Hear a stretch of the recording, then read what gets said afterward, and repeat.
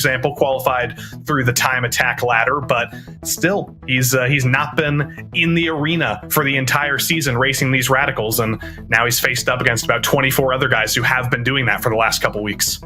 Absolutely. We hope, by the way, that you are now joining us on the Racing Prodigy YouTube channel. So welcome along if you are just tuning in to the start of the finals of the 3 races coming up. Our Junior Kanky Party joined alongside of Joey Tebben, and we are so glad to have your company.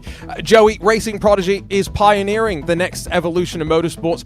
We were just talking about the first ever Prodigy Racing League P3 season being complete and in the books, and you can watch the first full season of the Prodigy Racing League out in the real world, streaming free on Racer Select. Catch all the racing action on platforms like Roku, Freevee, Plex, Samsung TV Plus, LG channels, and more. For the full list of where to watch, head to racingprodigy.com. And guess what? Our first track is the historic Sebring International Raceway, where, Joey, we did get to visit in our first real-world racing season. You always have to respect the bumps, whether it's in the real world or in the virtual world. They get you. The big bumps, the big curbs. Sebring is a place that rewards consistency. It rewards being on top of the wheel. It does not necessarily reward getting in over your head and starting off your night, or your afternoon rather, on the wrong foot. I had the pleasure of driving a rental car around the track with Brian Till as my coach. I learned a lot, including just how bumpy this track can be if you place the car in spots it's not necessarily designed to be. Here comes Tamas Shimon, the Hungarian, the Cheza Esports driver, who's going to carve his way out through into Tower Turn. Now, this is a warm-up lap, Joey. They're still building up their temperature in the tires, and they'll get 2 laps in which to go fast. Should be plenty of time to do that with 10 minutes on the clock, so if he has any trouble at all on lap 1, he can afford to go back to the pits and reset, but Thomas is a journeyman sim racing driver. We've seen him in so many events over the years, now racing for, as you mentioned, Cheza Esports, which is actually short for the Széchenyi István University. It's one of the national universities of Hungary. This guy's like an Olympic athlete for Hungary. He races for his country, and now he's trying to represent Hungary in the Prodigy Racing League today.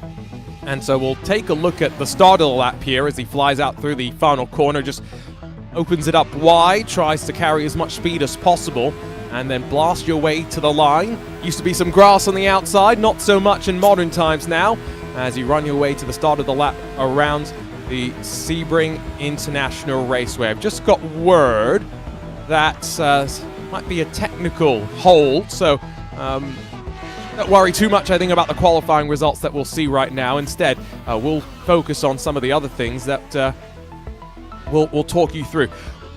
We talked about, Joey, this winner is going to be one step closer to the dream of becoming a professional race car driver.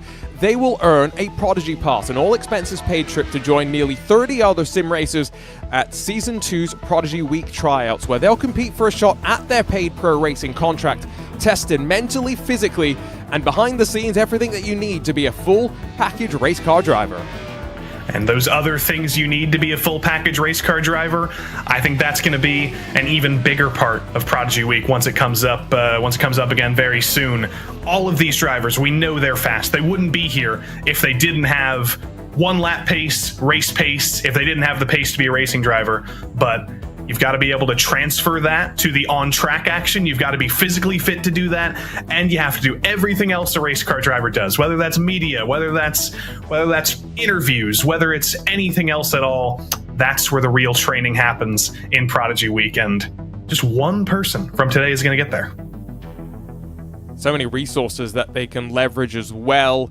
The likes of Wimna, PitFit Racers Physio, Racer Network Solo Parent, alongside the likes of Williams Gaming Club Racing, iRacing rather, Racing Electronics, and Wine Country Motorsports, all coming together to help pioneer this next evolution of motorsports with us at Racing Prodigy.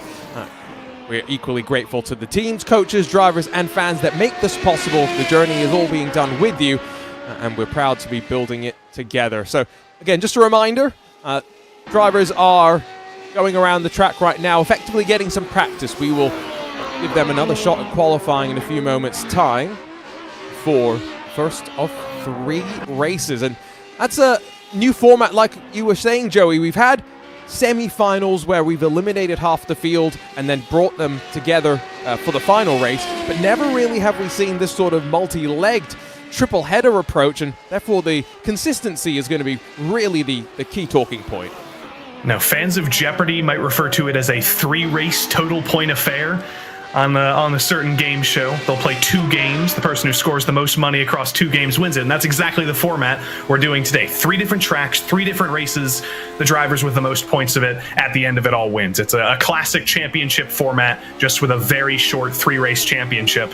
We're condensing an entire season of racing, essentially, into the next 3 hours. So the question becomes for the drivers, can you apply that consistency mindset of maybe not always going for the move when you're having a good points day, maybe not always going for the biggest risks? Can you apply that consistency to a season-long championship that's only going to take about 3 hours?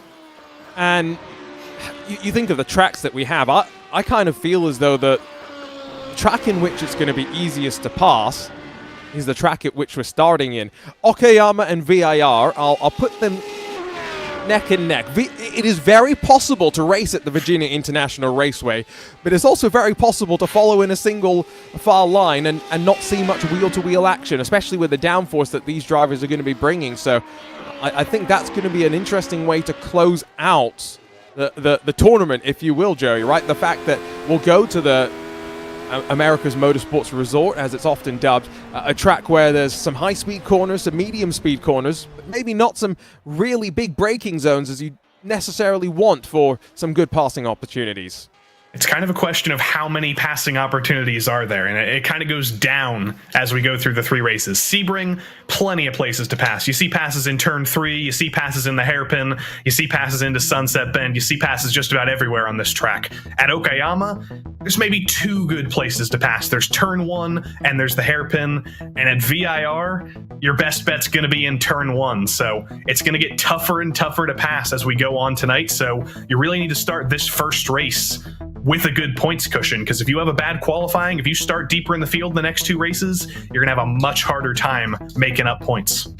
Now, having said that, the point system, I think, is sort of skewed so that winning a race doesn't let you run away. So hopefully we'll see a chance for some fightbacks, but in a competitive field, we could be in for something rather tight. The way that the official iRacing series works is it wasn't traditional iRacing splits. Instead, it was snake splits, and so you had top drivers mixed in with slightly more medium and lower I-rated drivers, if you will. And really, we have 8 drivers who have accumulated the maximum 200 points in the championship and have all experienced similar sorts of success. You then look down through the rest of the names, and I'll just throw one out there, Dakota Fripp, who came very, very close in one of our recent finals in the MX-5, GR86, forget off the top of my head, but strong names up and down the board that I think we are going to be keeping our eye on. Joey, have you had the privilege of visiting Sebring just yet? I wish. I have not yet. I've had the privilege of helping to produce a race at Sebring from a couple hundred miles north of Sebring, but not at the actual track yet. Yeah, that's what I thought. I figured you were up in the production facilities. You've heard about the Sebring Hotel, right? I've heard about it. Our friend DJ Clark has told stories about it, but I've never been.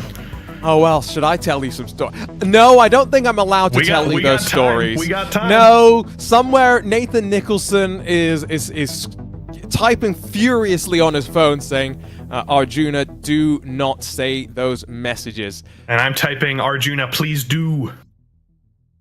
Well, I tell you what, let's check back in. Let's get out our phones, let's read our text messages, that's what we're going to do. Let's check back in the broadcast booth as we hold, like I said, for a quick technical break. New session is going up, so drivers will get a chance to requalify, which, Joey, some of them have gone out there, and I'm sure in some cases will be quite happy with how their initial qualifying attempt went, right? But now they've got to do it again.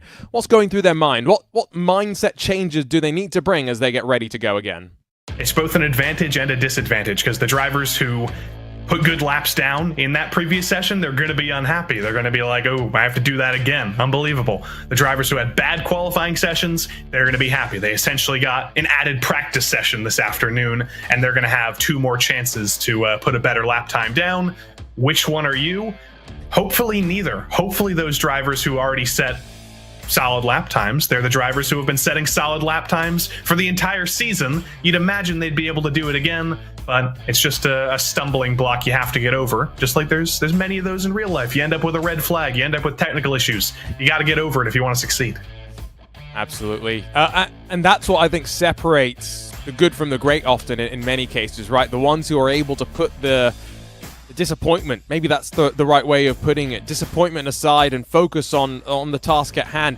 And it's a hot button conversation topic this weekend as well, with what's going on in the world of the NTT IndyCar series, with one of the drivers not being in the mood to talk to the media. I think that's the right way to put it, right, Joey? And we were talking about the media training. Oh, no, now he doesn't want to talk to us either. I was walking out. I'm not responding to this question. Now he doesn't want to talk to us either. I tell you what, let's go and check in with some of the stories of the Prodigy Racing League P3 Championship. The drivers that have already been through the Prodigy Week experience and now are living their dream as a real-life professional race car driver in the PRL. My name is Nathan Saxon, and I am a racing prodigy.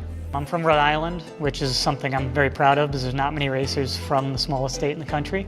I'm a mechanical design engineer, and I work for a company that makes submarines.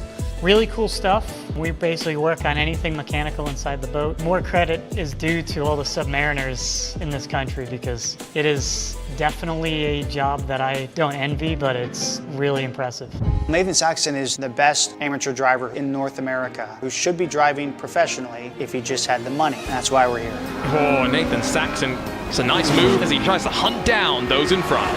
Nathan was my second pick. He's so knowledgeable and he's extremely driven and wants to win, but he will help you like that, even if it means helping his teammate to be faster than him. He is such a great person to be around and to have with the team. With the opportunity to become a paid professional race car driver, which is not something that's normal in this industry, me and all my competitors are going to be taking this incredibly seriously, as you don't know when your last opportunity is going to come, and this might be the one that makes you that professional. Catch the Prodigy Racing League all season long on Racer Network. See, I swear, some of these videos, they're just playing them at this point to remind me it's Williams Sim Racing now, not Williams Esports as they were when they filmed all that content. Big content, and it's still taking me a while to wrap my head around it. Nathan's a great guy. Love his story as well. And this is where the dynamic of the team really was an interesting story through the season in the Prodigy Racing League, and where drivers have got to understand what they will bring to teams as well, right? You are one of 4 drivers in the P3 Championship, Joey. And when I look at the lineup from Williams, Nathan Saxon was paired with Camden Hibbett, David Dalton Jr., and with Ciro Zambra.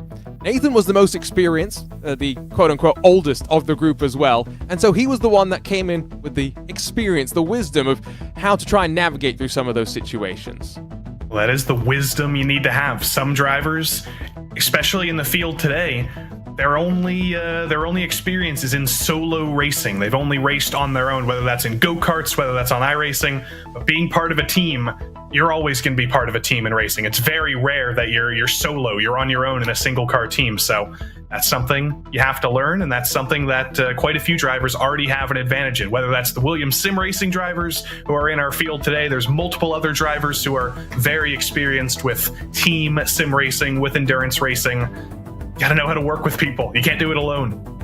The format for the P3 Championship was unique as well, in that teams were going up 1 versus 1 with each other, and so it wasn't until our playoffs, the final round, when we returned to the NOLA Motorsports Park, that all the teams were thrown onto the track at the same time. So understanding how to work with each other was important, and great coaches as well. Williams had Michael Preston, Ben Hawkins, and Stephen English all there on site supporting the team side of things, and the great content crew as well. But TC Esports, Thibaut Courtois Racing, they had Tatiana Calderon as their coach guild. They had Catherine Legg. Sucker Punch had Andrew Carbonell. G2 had Boris Said. And BS Competition had Robbie Foley or Phil Denez, depending on the weekend. So can't complain either way. 2 very experienced sim racers and real-world racers as well. So just bringing in that level of experience and knowledge, again, that these drivers in some cases do not have. I mentioned Thibaut Courtois Racing. They do have one driver who they'll be keeping an eye on. Abel Torres has just signed for TC Esports, so he'll be hoping that Joey, he wins the Prodigy Pass, goes on to impress in Prodigy Week, and then gets drafted by his esports team to go and race in the real world. That would be big for Abel. One of the youngest drivers in the field, if not the youngest driver in the field.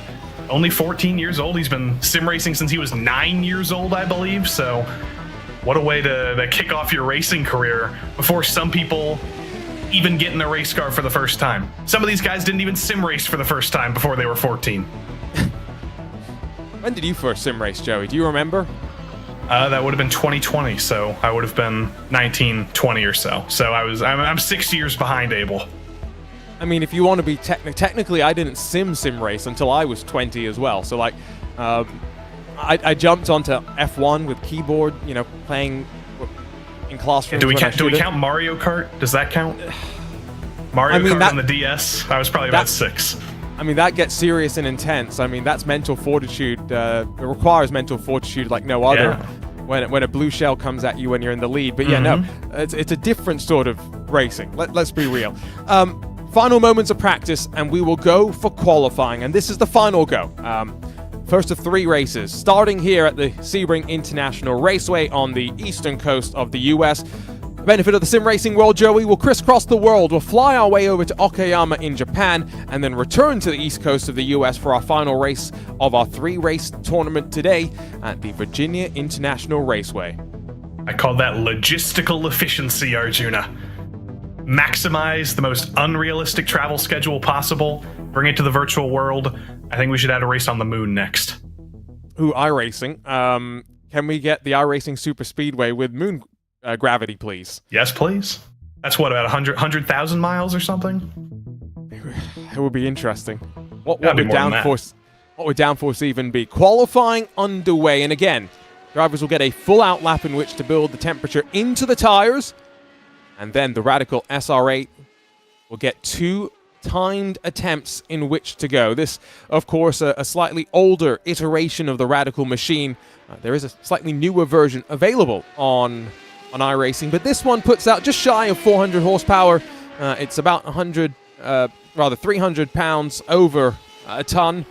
So it's a pretty efficient beast, all things considered, and it's a downforce car. Joey, we've had some finals in 2025 in GR86 and MX-5s and BMW M2 CS Racing Cup machines. Nothing like this beast. It's a downforce car, but the big advantage it has is, as you're looking at it from the front, there's no real separate wings. There is a rear wing with those 2 big elements, but it doesn't have those complicated elements that your typical open wheel car has. That means it spits up far less dirty air out the back, and it's far easier to follow in. So it's great to start to get that experience in a car that feels like an open wheel car, in a lightweight, not single seat, but essentially feels like a single seater. You're just not going to have the dirty air, and you can focus more on racecraft and on following. That's much easier with that rectangular rear end just punching a big old hole in the air. The cars all have spec liveries as well, so all designed by the team at Racing Prodigy. Let's jump on board with the Texan Jaden Munoz and fly through turn 1. Dab of brakes, down a gear. That's about it before you stamp back onto the loud pedal and trust the downforce is going to be there. Quick flick through 2 as you set up for the braking zone into turn 3.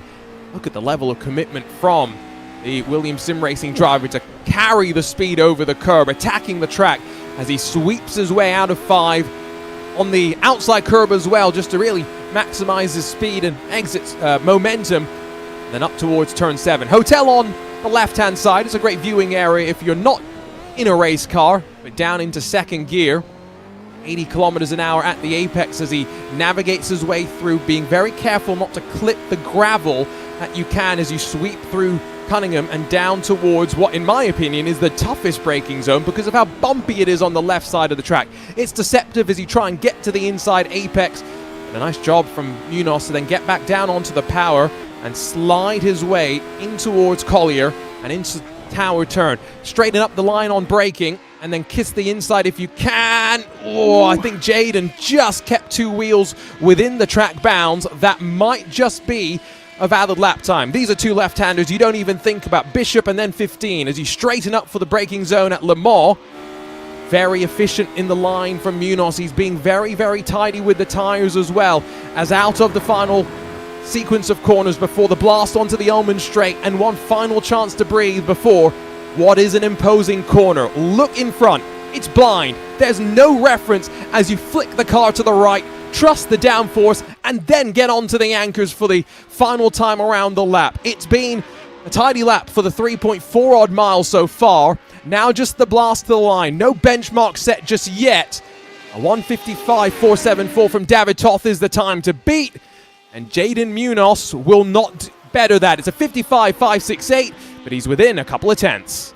And there were definitely a couple of moments on that lap that Jaden's going to want to clean up. Turn 1, there was a little bobble, and through turn 10, or turn 13 at Tower, there was a little bit of a bobble as well where he threw it out into the grass. So he's got that 1 lap in the books. He knows where he did wrong, and now he can try and improve on just those 2 spots, and he's only 2 tenths off pole. Improve those 2 things. He might get a full tenth or maybe even 2 tenths.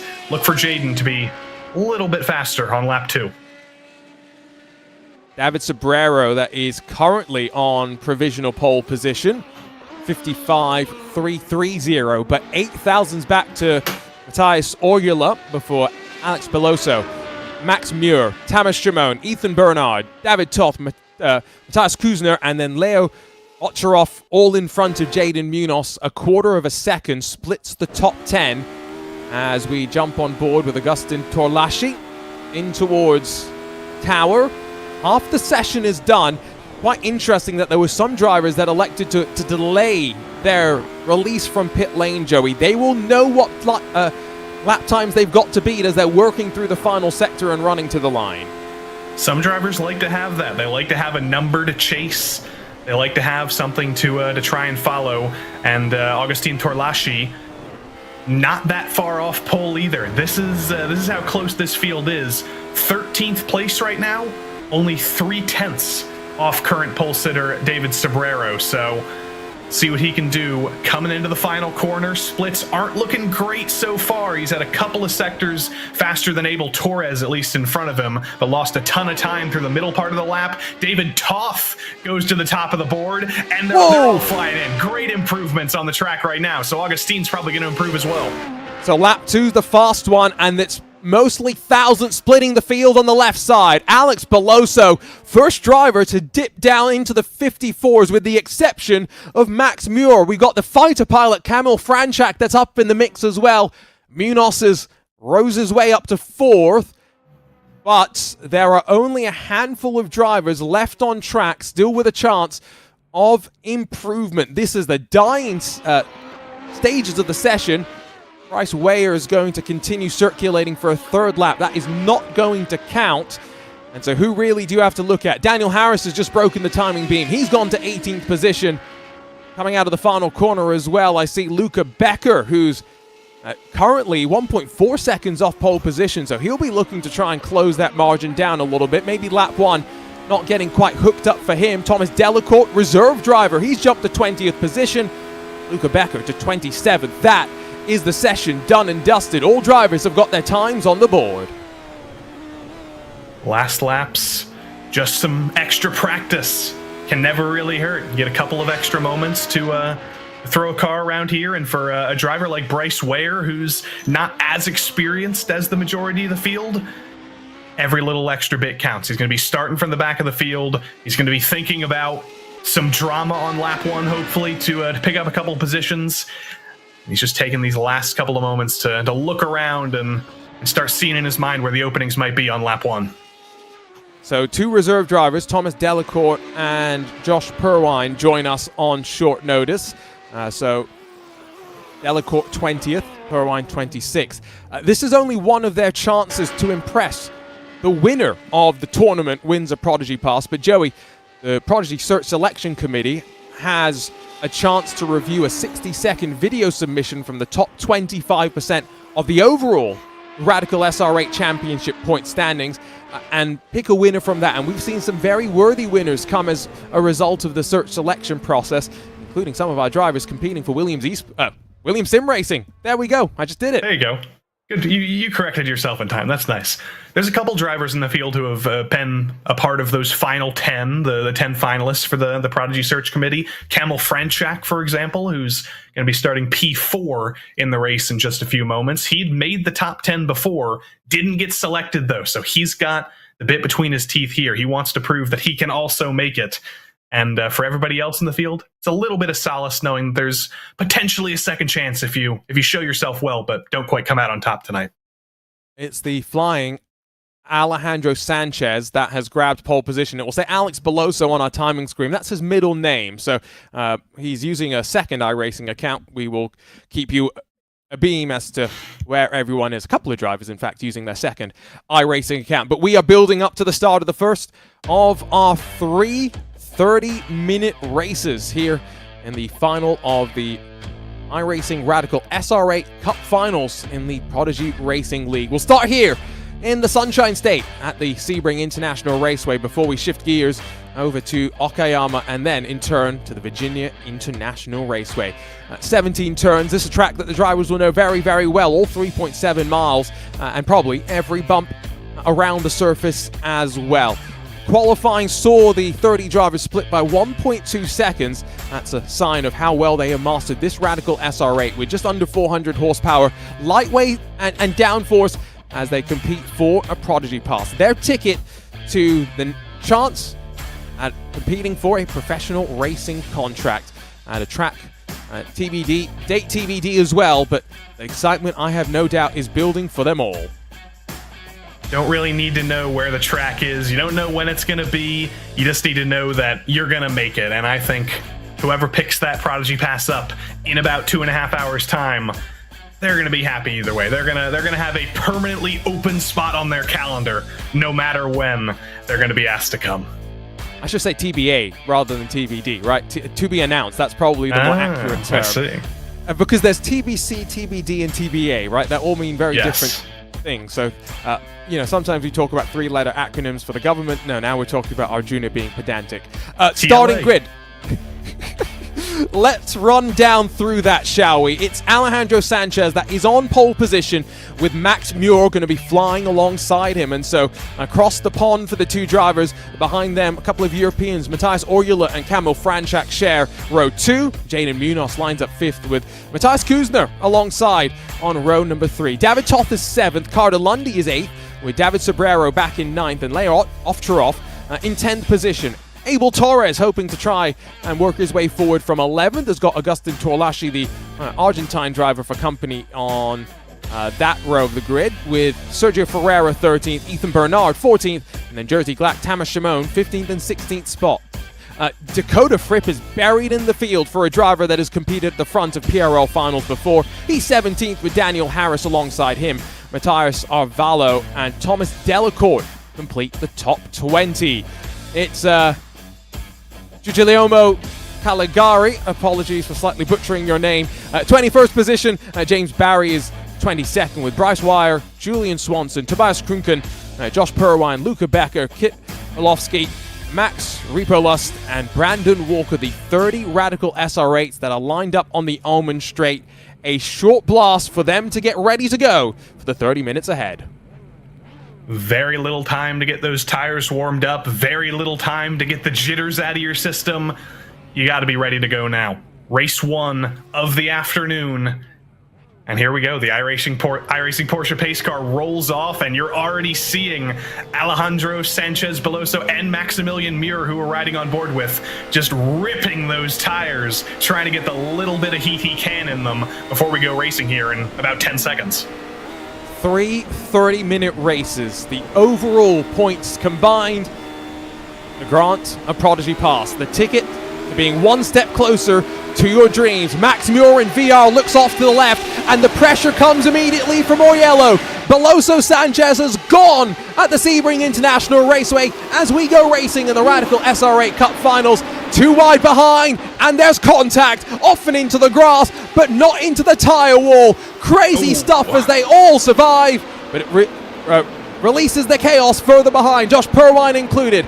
Camel Franchak's been involved through turn 3. We've got cars on top of each other. Chaos as expected. These radicals are ramp-shaped. You can scoop a car up very easily, and there were multiple incidents there. Leo Ovcharov's at the back of the field. Matthias Kunzer already in trouble on lap 1. Dakota Fripp as well. Daniel Harris and Mati Orjuela, who started, or looked like he was going to be in the top 3 going into turn 1, instantly all the way at the back of the field. Not the way he wanted his day to start. I'm going to put 2 and 2 together. Camel Franchak came together with Kuzner, and I think that's probably what led to it. Big dives behind James Barry, so that's Luca Becker trying to make the move on Belofsky.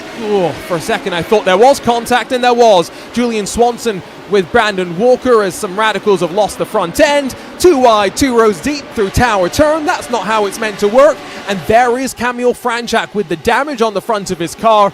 At the front, Alejandro Sanchez Beloso with Max Muir still now in second, albeit surviving the challenge through turn 1. Toth third, Munoz fourth, some chopping and changing. David Toth +4 on the race start. Alex did exactly what he needed to do from pole. Got a great start, pulled about 3 car lengths before turn 1, and he saw in his mirrors they went 3 wide, and about 5 of his rivals got collected in turn 1. So he's running away from the field, trying to keep his cool right now. And he's keeping about a full second gap back to Max Muir. We'll see if he can hold on to that for 28 more minutes. I count 6 meatballs, by the way, if you were wondering. That means 6 drivers with enough damage that they are required to return to the pit lane. Now, this fighting is of consequence, remember, because these drivers could be qualified at the front of the next 2 races and be in contention. Luca Becker trying to now work his way past Belofsky on the inside of turn 1. Works out nicely as he trusts the downforce. It sticks to the ground. And Caligari going to try and follow from behind as well. So, dirty air, we were talking about it ad nauseum in the pre-race. Is this going to be actually somewhat beneficial for some of the drivers that the pack is somewhat splintered up at the front of the field? On board with Bryce Wire, heading up to the bumpy braking zone at turn 7. Looking to the inside of Max Repo Lust, his fellow American. Dirty air's not so much of a problem in this train here. This is a little bit of a draft train, actually. That's what's hurting Bryce's chances here at the back of the train. He's just kind of riding now as the best overtaking opportunities of this track come at the end of the long straights, and he can't really do anything because the car in front of him's getting a draft. Then Guglielmo Caligari's getting a draft, and then the car in front of him's getting a draft, and again and again and again. You just got to peek to the inside when you can, and there was finally the opportunity with a checkup about 5 cars ahead. It Gauss-gunned its way back, and Repo Lust and Caligari end up side by side with the checkup finally ending at the last car in the train. And if anyone's sitting there wondering, well, how did these lap times compare to when the real-world P3 drivers came here? Hard to compare because it's a different radical. This is the SR8. The drivers are in the SR1. A little less horsepower, a little less downforce, I'm guessing, as well. Luca Becker, +9 so far. He is not the biggest mover. There are drivers +12, but they're going to be 3 wide into Sunset Bend. It's a corner with a million different lines, but not going to accommodate 3 of them simultaneously. Good defense there from the orange machine to just about hold on at the front. So Repo Lust controls, but still now with the speed building back to turn 1. Bryce Wire is going to back off and now try and cut back underneath in towards turn 3. Over the bumps for the 17, who kicks up some gravel and now watches that undercut. Wire gets the spot. What a move. Bryce Wire in that blue and gray car. That's exactly what he was waiting to happen. He was waiting for a checkup, was waiting for a mistake. That was going to be his way in, and he did that fantastically. Guglielmo Caligari, very Italian name, but an American driver in the gray car, now on the back foot, nursing a tiny bit of damage from lap 1, I believe. Max Repo Lust is as well. Car looks clean, but he's looking to move his way forward. Just a quick word on what happened at the start. I did go and take a look at the replay as we ride on board with Abel Torres right up behind Augustin Torlashi. No, surely not into Tower Turn. It's definitely not a passing spot. What happened was they basically shoved themselves 3 wide into the braking zone of turn 3, and as you'd suspect, that was the resulting trigger for some chaos.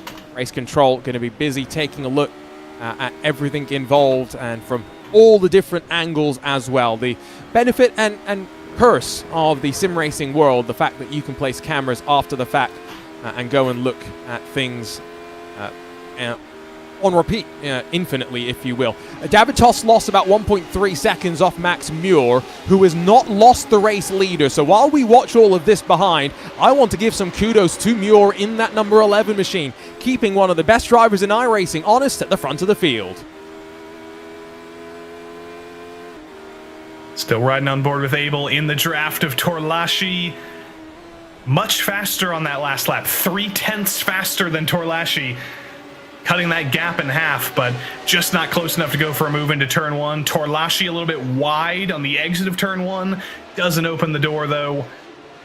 That was the closest battle on track, but there's all of these kind of tandems all over the track of drivers separated by about 5/10 or about 3/10, just trying to get that little bit closer to be able to make a dive. You can't make a dive from 3/10 back. You can make a dive from 1/10 back, but Jaden Munoz, who we're seeing now, just a little bit too far back from David Toth to really go for an attack. He's just putting the pressure on and hoping the door opens soon.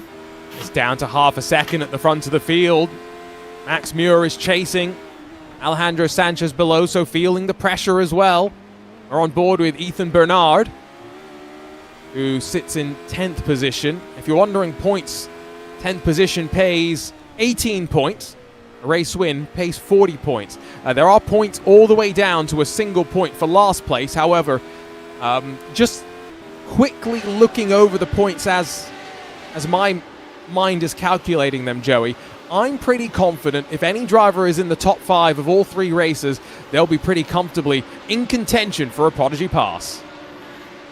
But can you finish in the top 5 in all of those races? If you had a bad start today, there were drivers who could absolutely win a race in the next 2 races, or at least finish in the top 5 in both of them. Mati Orjuela, Leo Ovcharov, Matthias Kunzer, they're likely going to be starting with 1 point. The maximum they can score is 81 points if they get 40 points for the next 2 wins. So keep that number in mind when you think about drivers like David Toth, Jaden Munoz, who probably aren't going to win this race. At least right now, you can't write them off, but they're starting to lose touch with Mir and Beloso. But they score 33 points twice, 33, 33, 33. That's 99 points. That's championship win. It's going to be a lot of math to do today. Speaking of those leaders, by the way, Joey, quarter of a second. It's coming. Yeah, I think they're coming. I think we're going to see a fight in this race. I think race wins matter. I think Max Muir recognizes he can't afford to sit behind for too much longer. We continue to sit with Jaden Munoz. Here comes look further behind. Carter Lundy's just past Abel Torres. These are drivers likely at this point not thinking they're in contention. Move up the inside from Kit Belowski. Taya Sarvallo has to leave the space and allow the move to slip on through. We're working lap 5, a 30-minute race. We're expecting around 15 or 16 laps, depending on how long things go. Big snap of oversteer for Belowski. Arvallo around the outside, can't take advantage. Yeah, Kit closes the door. Big go-karter, so definitely knows how to close the door like that. But Kit's had a great day so far. Both him and Tobias Krucken really capitalized on that first lap trouble. Both of them are up 13 spots from where they started. So even if the Peruvian Matias Arevalo is able to get by, it's still a big upgrade from where Kit Belowski started. And that was a big upgrade through the final quarter onto the backstretch. Big wiggle, big understeer for Arevalo, and Belowski gets to run away for a moment. Some moves as Ethan Bernard and Carter Lundy fight. Jaden Munoz has got past David Toth, and so now he's working on closing the 1.6 second advantage up to the front 2. So keep an eye on the Texan. Keep an eye on Max Muir as well, because I think the move has got to come. Now that Jaden Munoz has got the move, I don't think Muir is going to want to wait too long. If he allows Munoz to bring Toth, maybe Sobrero with him as well, what is now a 2-car fight, Joey, could become a 5-car fight. And Munoz is a little bit faster than our race leader, at least taking his fastest lap into consideration. And on the last lap, he was a full 10th faster than Alejandro as well. So I wrote off these guys. I said they were fighting too hard. I said they were slowly building that gap, and it was going to be a Beloso Muir festival up at the top of the timesheets, but Munoz is destined to prove me wrong, and now he's got clean air to catch these two guys. Here's the look on board. We saw Max Muir, I should say, Max Muir for the first time last year in the IMSA Esports Global Championship, and that's not to say he's not being a competitor in the sim racing space.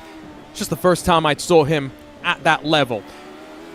And a level in which he was competing alongside Agustin Canapino, who has now joined up with Thibaut Courtois racing in the real world, and rather in the esports world.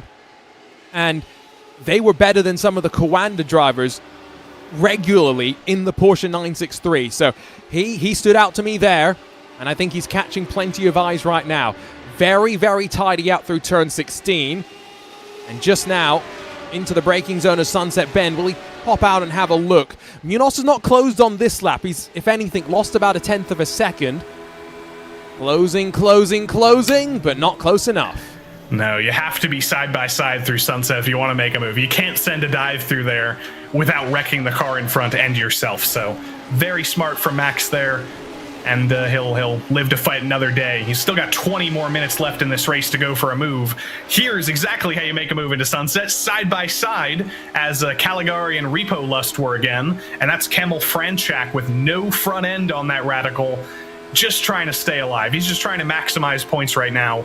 He's not going to be as fast as he could be. He's still faster than these two guys in front, who he out-qualified by about 10 positions. So he's just trying to find a way by in the corners, because he knows he's going to be suffering on the straights. Jersey Glack in the 6 as well.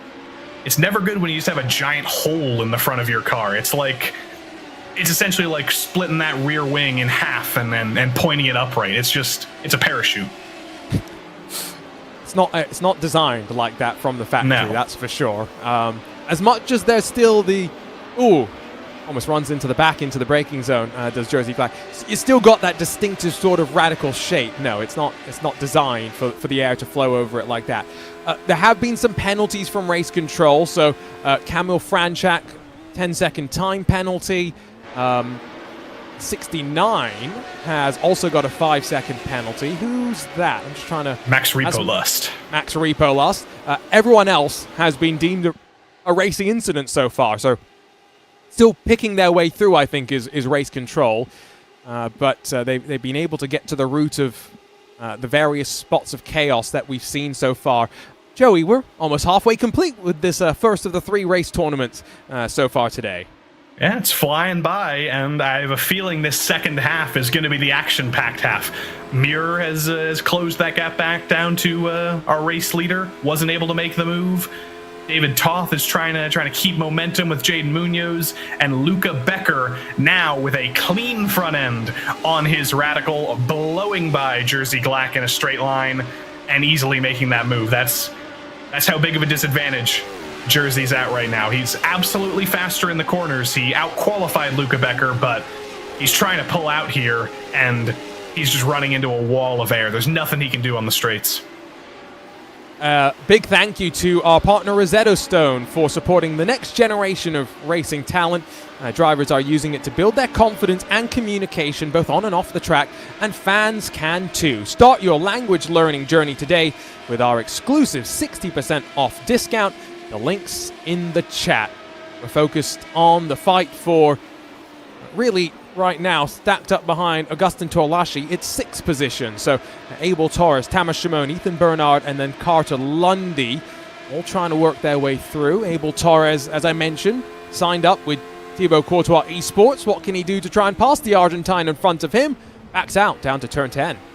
Yeah, these two guys don't need Rosetta Stone to communicate with each other. The Argentinian who lives in Spain now, Agustin Torlashi, and Abel Torres, the born and bred Spaniard. They got a Hungarian driver behind them who might need a little bit of help, Tamas Shimon, and a French driver in Ethan Bernard. So lots of languages here in the middle of the field. It's a pan-European battle led by a couple of Spanish speakers.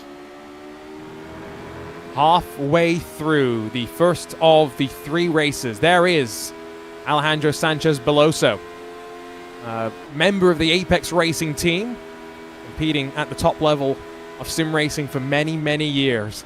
That is all you need to know, though. Max Muir, down to the final corner, doesn't look to the inside, releases the throttle, releases the pressure slightly as they slip and slide all over the shop. Jaden Munoz is not closing right now. They are holding each other at bay with 15 minutes left to go. Another 8 laps, I guess. Jaden closed the teensiest little bit that lap by about a tenth, but it's been oscillating. He closes by a tenth, then he loses a tenth, then he closes by a tenth. He's not consistent enough to close down the gap to these two guys yet. But that was exactly the conversation that this open sign-up gives us. Anybody could qualify for this event. Anybody who succeeded in the regular season could be here. And you get a driver like Alejandro Sanchez, who's won championships at the top level of sim racing, and you got a driver like Max Muir, who is just kind of breaking onto the scene for the first time, has made it to close to the highest level, racing with drivers like Agustin Canapino, but doesn't have the resume that our race leader has. So, and now they're both equal on pace, racing at the top of this sheet. It evens everybody out. And it's not to say that Max has not got some experience in the real world of his own to fall back on as well. He's a quick driver. So again, it's just that level of experience. It's the bringing the two worlds together, right? We've got a TC Racing in Season 1 had Gustavo Ariel, who is one of the highest I-rated drivers in the field. But then, we have had drivers that have come from the Street Kart Racing mobile game available on the Apple App Store for all iOS devices. In fact, one of our first round picks in the draft, Lawrence Beerton, is one of the world's #1 on the mobile platform. Look at the weather conditions as we get ready to tick past 1 p.m. virtual standard time. Track temperature at 54 degrees Celsius. That is sweltering. Ooh. It's building on track as Tamas Shimon. He goes for 1. Does he grab 2? He's alongside of Abel Torres. He's leaning on each other. That's some NASCAR-style side drafting as they come off the corner. And now in the draft for Agustin Torlashi. He'll grab the position back and maybe grab 1 more for benefit as well. No, backs out of it. And Tamas Shimon holds on to 7th. It's a very smart move from Torlashi. Could have sent it to the inside on Abel Torres, but knew he wasn't quite there. Wasn't really going to make that stick. Backs out of it. But Tamas Shimon getting feisty in the middle of the field. You love to see it. You rarely see a 2-for-1 special at Sunset. And he came very close to making that happen. And now, coming into the hairpin in the draft, Abel Torres is going to defend. No, he's not. He realizes that Shimon is a little bit too far back, wasn't close enough for the dive. This is very smart racing. Abel Torres might be 14 years old, but he is about 94 in sim racing years. There is something about young race car drivers that builds up that maturity, the level of experience as well. I've always said Tyler Maxson, who friend of Racebot TV, now racing, of course, in the Porsche Carrera Cup North America, one of the most mature 16-year-olds I've ever met when I first started working with him in some sim racing broadcasts a couple of years ago. So, still 2 tenths at the front between Sanchez Beloso and Muir. And Jaden Munoz, David Toth, David Sobrero, that next chasing pack before getting to the conga line that we keep our eyes on out of turn 16. Quite careful on the left-hand side not to go out too wide and get into the grass, and also trying to avoid any loose bits of the curb. Don't talk to Jai Fletcher about that one. Out of the final corner, back to the front of the field. About 10 minutes left to go, and Max Muir plodding. What does he see, Joey? Where do you think his opportunity's going to come? He's very close, but turn 1 is just not a smart place to go for a pass if you're not already alongside. And unfortunately, Max realized that. Is mistimed, or reality mistimed when he was going to get that run. He wants to get that run coming into the hairpin, coming into turn 10, somewhere that's a heavy braking zone where you can actually make a pass. He does not want to get that run into turn 1. He doesn't want to get a run where he's a little bit too far back into Sunset. But that's just how it goes. He's faster in the places where it's not really convenient, and he's been a little bit slower in the places that would help him the most. So he needs to find a way to move that cycle around and start getting better runs into these heavier braking zones. That'll be how he gets this race lead. And it might not be the wheel-to-wheel fighting that we've seen throughout the rest of the field, but this is just as good as anything else, if you ask me. Two drivers putting it all out there. No quarter being given, and no room, no margin for letting up at this stage. On the 11th lap of this race, still estimating 16 to be run. So drivers know that they have seemingly got the measure of Jaden Munoz, David Toth, and the group behind, not seeming as though the two-car train is going to be grown any longer. 7th position pays out 24 points, so that's a good 16 points less than a race win right now. Abel Torres will want 2 points more if he can grab that spot from in front of him. Tamer Shimon is driving like a man on a mission right now. 10 spots gained in this race. He'll be hoping to qualify a little bit better in the next race at the Okayama International Circuit. It's got to give him a lot of confidence, though. If he can figure out qualifying, he's absolutely not out of this. A 6th place finish, that's plenty of points. It's not race win points, but it's 26 points. And 2 wins for him, or a couple of podiums. He's very much in contention and doing exactly what he needs to do, making up positions, making up time. He's also racing sort of for Hungary as a national driver. He races for the same team as his fellow Hungarian who had a little bit more trouble, or a little bit less trouble at the start of the race, David Toth. And they're only separated by 2 spots. They're doing Hungary very proud today. That's true, actually. I'd completely forgot David's still up there at the front. Me too. I thought we lost him early, but no, he's just been in 4th all day. Yeah, no. I mean, Sheza, we just are coming off the iRacing 6 Hours of the Glen last weekend. Sheza had a multi-car effort. However, pretty sure if I remember, the prototype had contact with the GT machine at one point. So that was not ideal, but great to see that not only have the Hungarian drivers just been at the around the scene for so long, but now they've got a coordinated effort. And Nobi Kish, who's a multi-time FIA European truck champion out there in the real world. He's also a 2-time digital Nürburgring endurance champion in the virtual world as well. He's out there and racing with them. Wheel-to-wheel action between Josh Purwine and Sergio Ferrero. This for 22nd spot. Josh Purwine didn't necessarily know he was going to be here today. He was one of the reserve drivers, but did end up making the field with a couple of drivers ahead of him dropping out, and he's going to try and send it around the... he's on the inside in the orange car, rather. Sergio Ferrero in the 24, and the gray car clears Josh Purwine. These guys are throwing haymakers for 22nd and 23rd place, but every point matters. Points go down to 27th. So 1 extra point in Sergio Ferrero's box could matter at the end of the day. And even if not for the Prodigy Pass today, it's all about just making sure that your case to the Prodigy Search Selection Committee is as strong as it can be. If you can fight back and show that you didn't let the disappointment hold you back, that's going to be a big thing. Keep in mind, Kamil Franchak still out there missing the front end of his car at 21st position for pole. Jaden Munoz has closed. He's 1.3 now. Yeah, 1.3 off the back of the leaders. He needs them to start running side by side, though. The fact that they've been single file this entire race is not helping Jaden whatsoever. But the second Max Muir is able to actually make a move, and if he's actually able to slow Alex down a little bit and run side by side with him, this will become a 3-way battle, probably in the space of about 2 corners.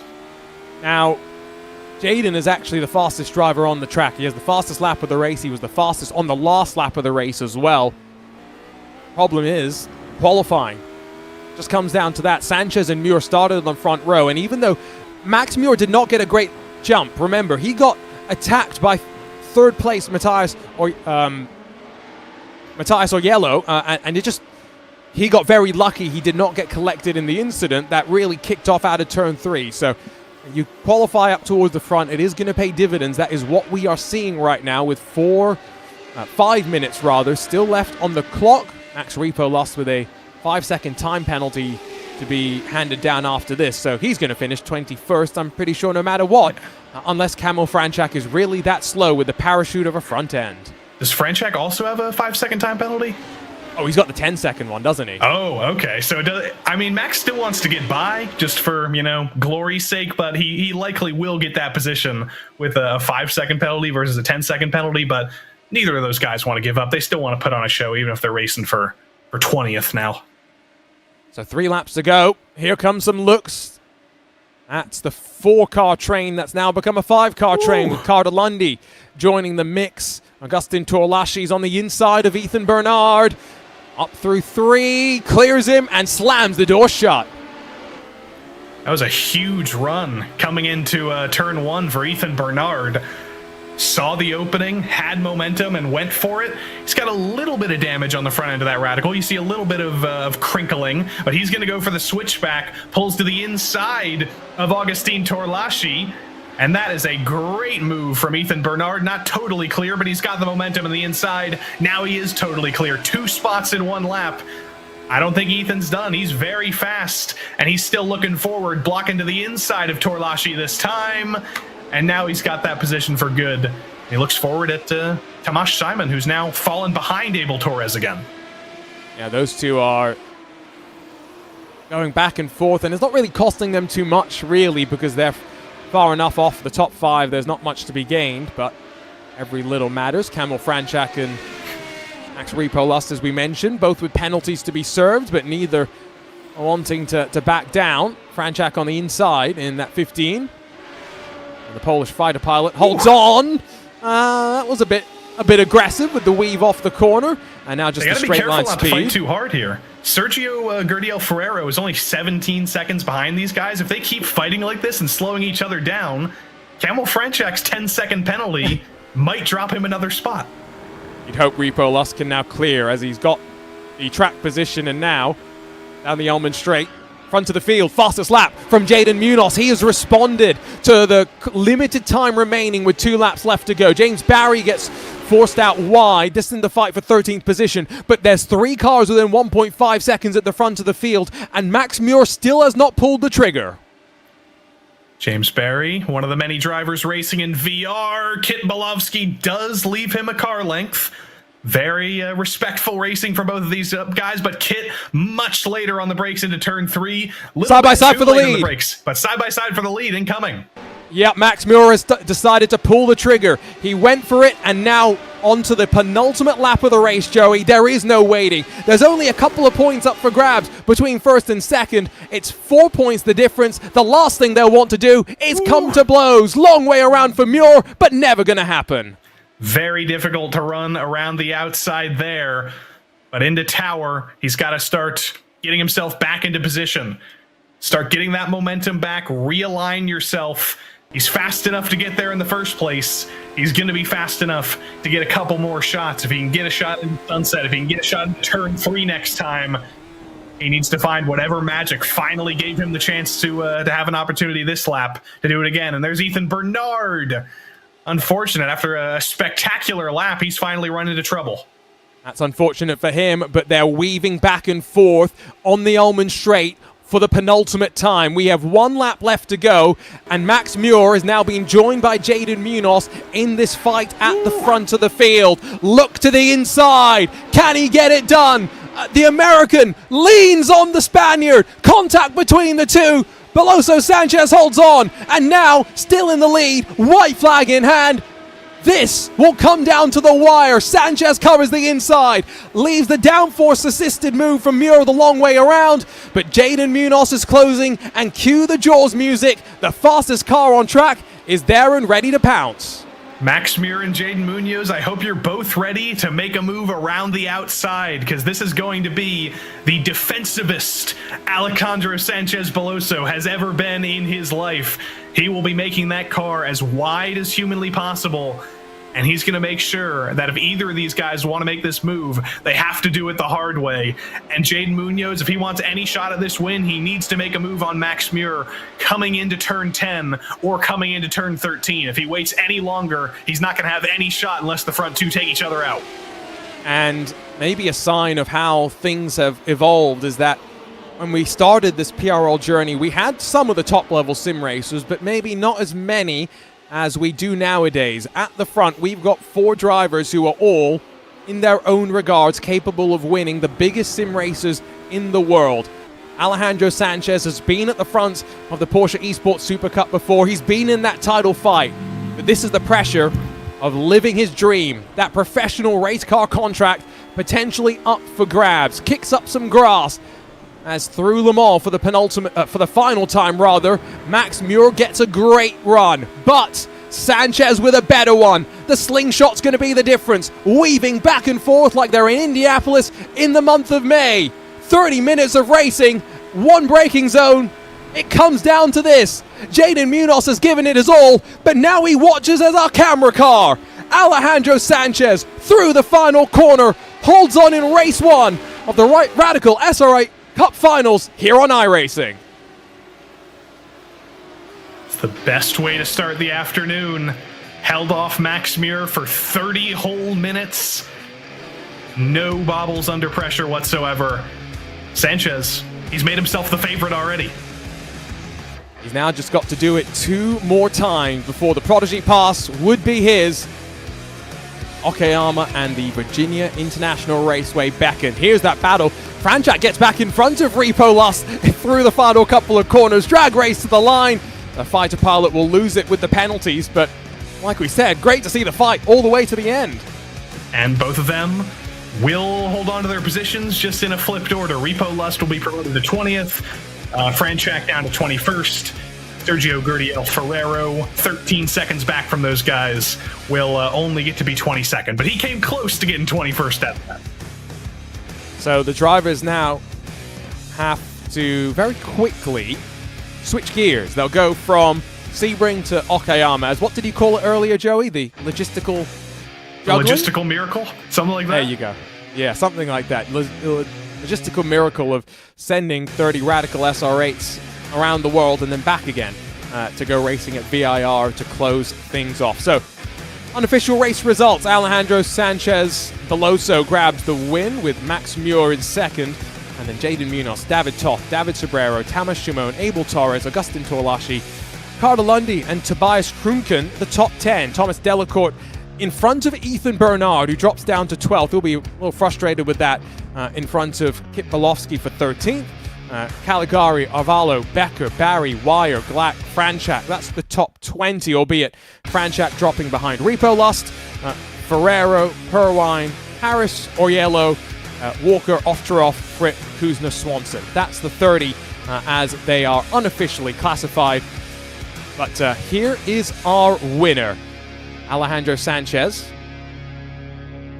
who, as I mentioned, we are not going to get a chance to talk to, at least right now, I guess, Joey. So we'll hopefully get a chance to chat to our winner after the 3 races are done. Yeah, he'll get a moment to review, a little moment to decompress, but it's not going to be a ton of time. We're just about to go into the next session at Okayama, and I think from what I saw from his hands in that little bit, he looked like he was steering already. He looked like he wasted no time loading into the next session. He's not taking any time to decompress. He's back on track already. Yeah, no, he wants to try and get a sense for the track surface. That's the most important thing, right? To get the feel for slight nuances that sometimes you do get between sessions on iRacing, right? These drivers all have a fixed setup, though, Joey. So it's not like they're going to go in and dial in the car itself. They're dialing in their driving. Exactly. They're dialing in themselves. They're getting in the groove.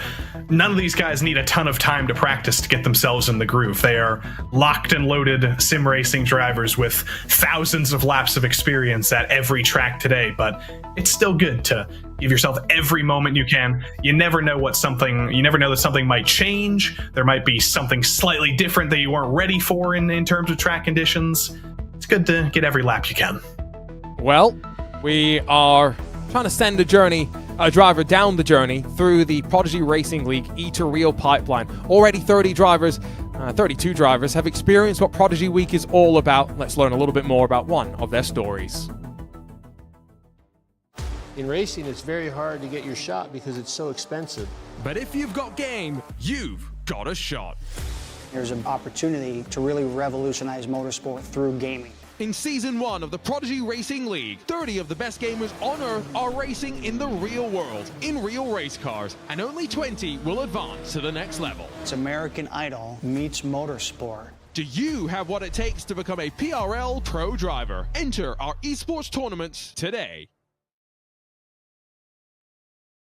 a quick look at the Prodigy Racing League journey rather than any one specific driver in particular, but some great resources. As I was talking about earlier, you saw Boris said, one of our G2 coaches there, who has won the 24 hours of the Nürburgring, which one of the most difficult races to win. Just imagine some of the stories that he'll have of driving through the night hours at a race like that. Just make sure to ask him about Greg Biffle as well. I'm sure he'll be very happy to talk about rivalries and how you approach those as well. And I think an important aspect with the new sponsor, Rosetta Stone, I think I'm going to have to take some of this into mind as well as we move through countries virtually. We move from the United States to virtual Japan. All of these guys have already done a great job of learning English in their respective countries, but you got to learn multiple languages, whether you're going to race in the United States or race in Europe or even race in Japan, for example. You got to learn how to communicate if you want to succeed in racing. And who knows, maybe we'll see a couple drivers pick up the old Japanese Rosetta Stone program after today. Well, konnichiwa to Okayama as we take a look at the first sector, the S's that lead to that long right-hand uphill hairpin, the Atwood curve, onto the back straightaway.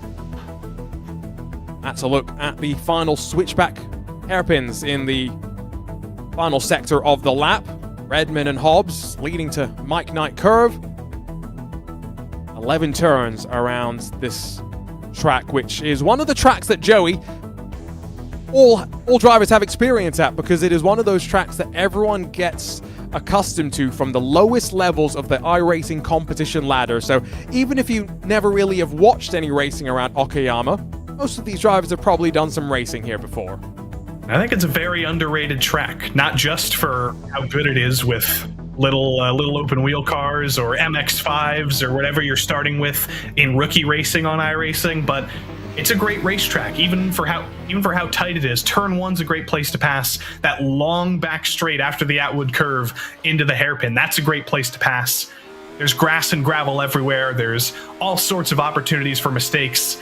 I think this is going to be just as exciting as the race at Sebring as we ride on board with Alejandro Sanchez Beloso, race winner, looking to carry his momentum into Okayama here. That first corner, fairly straightforward. This is a very difficult corner at Williams. Down the hill, late apex. He does a great job of carrying all the momentum. It's exceptionally difficult to run side by side through the Moss S here.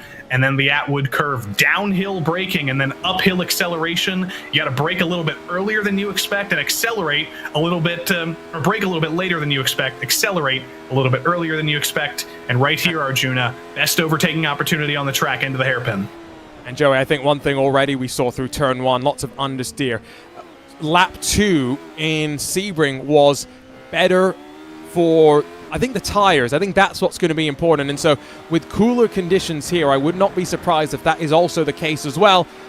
Beloso Sanchez out wide there, really just pushing the limits of the track. I think this is the benchmark lap. I think this is the one where you're getting the sense for how much you'll push on the next lap. And Sanchez being quite tentative out through those final couple of hairpins. Let's see what the benchmark times will be. But Joey, I think lap 2 is where the pressure will build for the likes of Sanchez Beloso to keep themselves at the front of the field. I'm wondering if this lap is going to count, because he went off a little bit on the exit of Piper, the 90-degree corner. As he crosses the line, no, doesn't count. So he did get an off track on the exit of the second 90-degree corner in the middle sector. So he's only going to get one lap that really counts here. He's got to make sure to keep all four wheels within the white lines this time. And that's going to only intensify that pressure. Max Muir has put himself on provisional pole. So guess what? If Sanchez Beloso is to falter, his main rival is there to pick up the pieces. Oyela now up to second after being involved in the incident at the start of that first race at Sebring and finding himself way down the running order. What he will try and do is recover as best he can. This is where we saw Sanchez run out wide. Much more tidy out of Piper for the American Max Muir, based out of Georgia, as he sequences out of these hairpins. Very patient on power. That's what you've got to be in these cars as you navigate your way through, leaning on the Hankook rubber behind you to put down 380 odd horsepower. Half this session is not even complete, and Max Muir is done both his timed attempts, so he's going to sit and watch to see if anyone can best the 1:23.392 that he's just set. Guess what? Kamil Franchak will. It's a tidy lap from Max Muir, much tidier than the cable management behind his PC, but not fast enough. Franchak gets him, and now Alejandro gets him. Second lap, kept it within the white lines, and puts it on pole for the second race in a row. And wow, if there was any indication of how the best respond under pressure, invalidated his first lap, Joey gets provisional pole on lap number 2. Still a couple more lap times flowing in, but not from anybody who we think is going to challenge our pole sitter.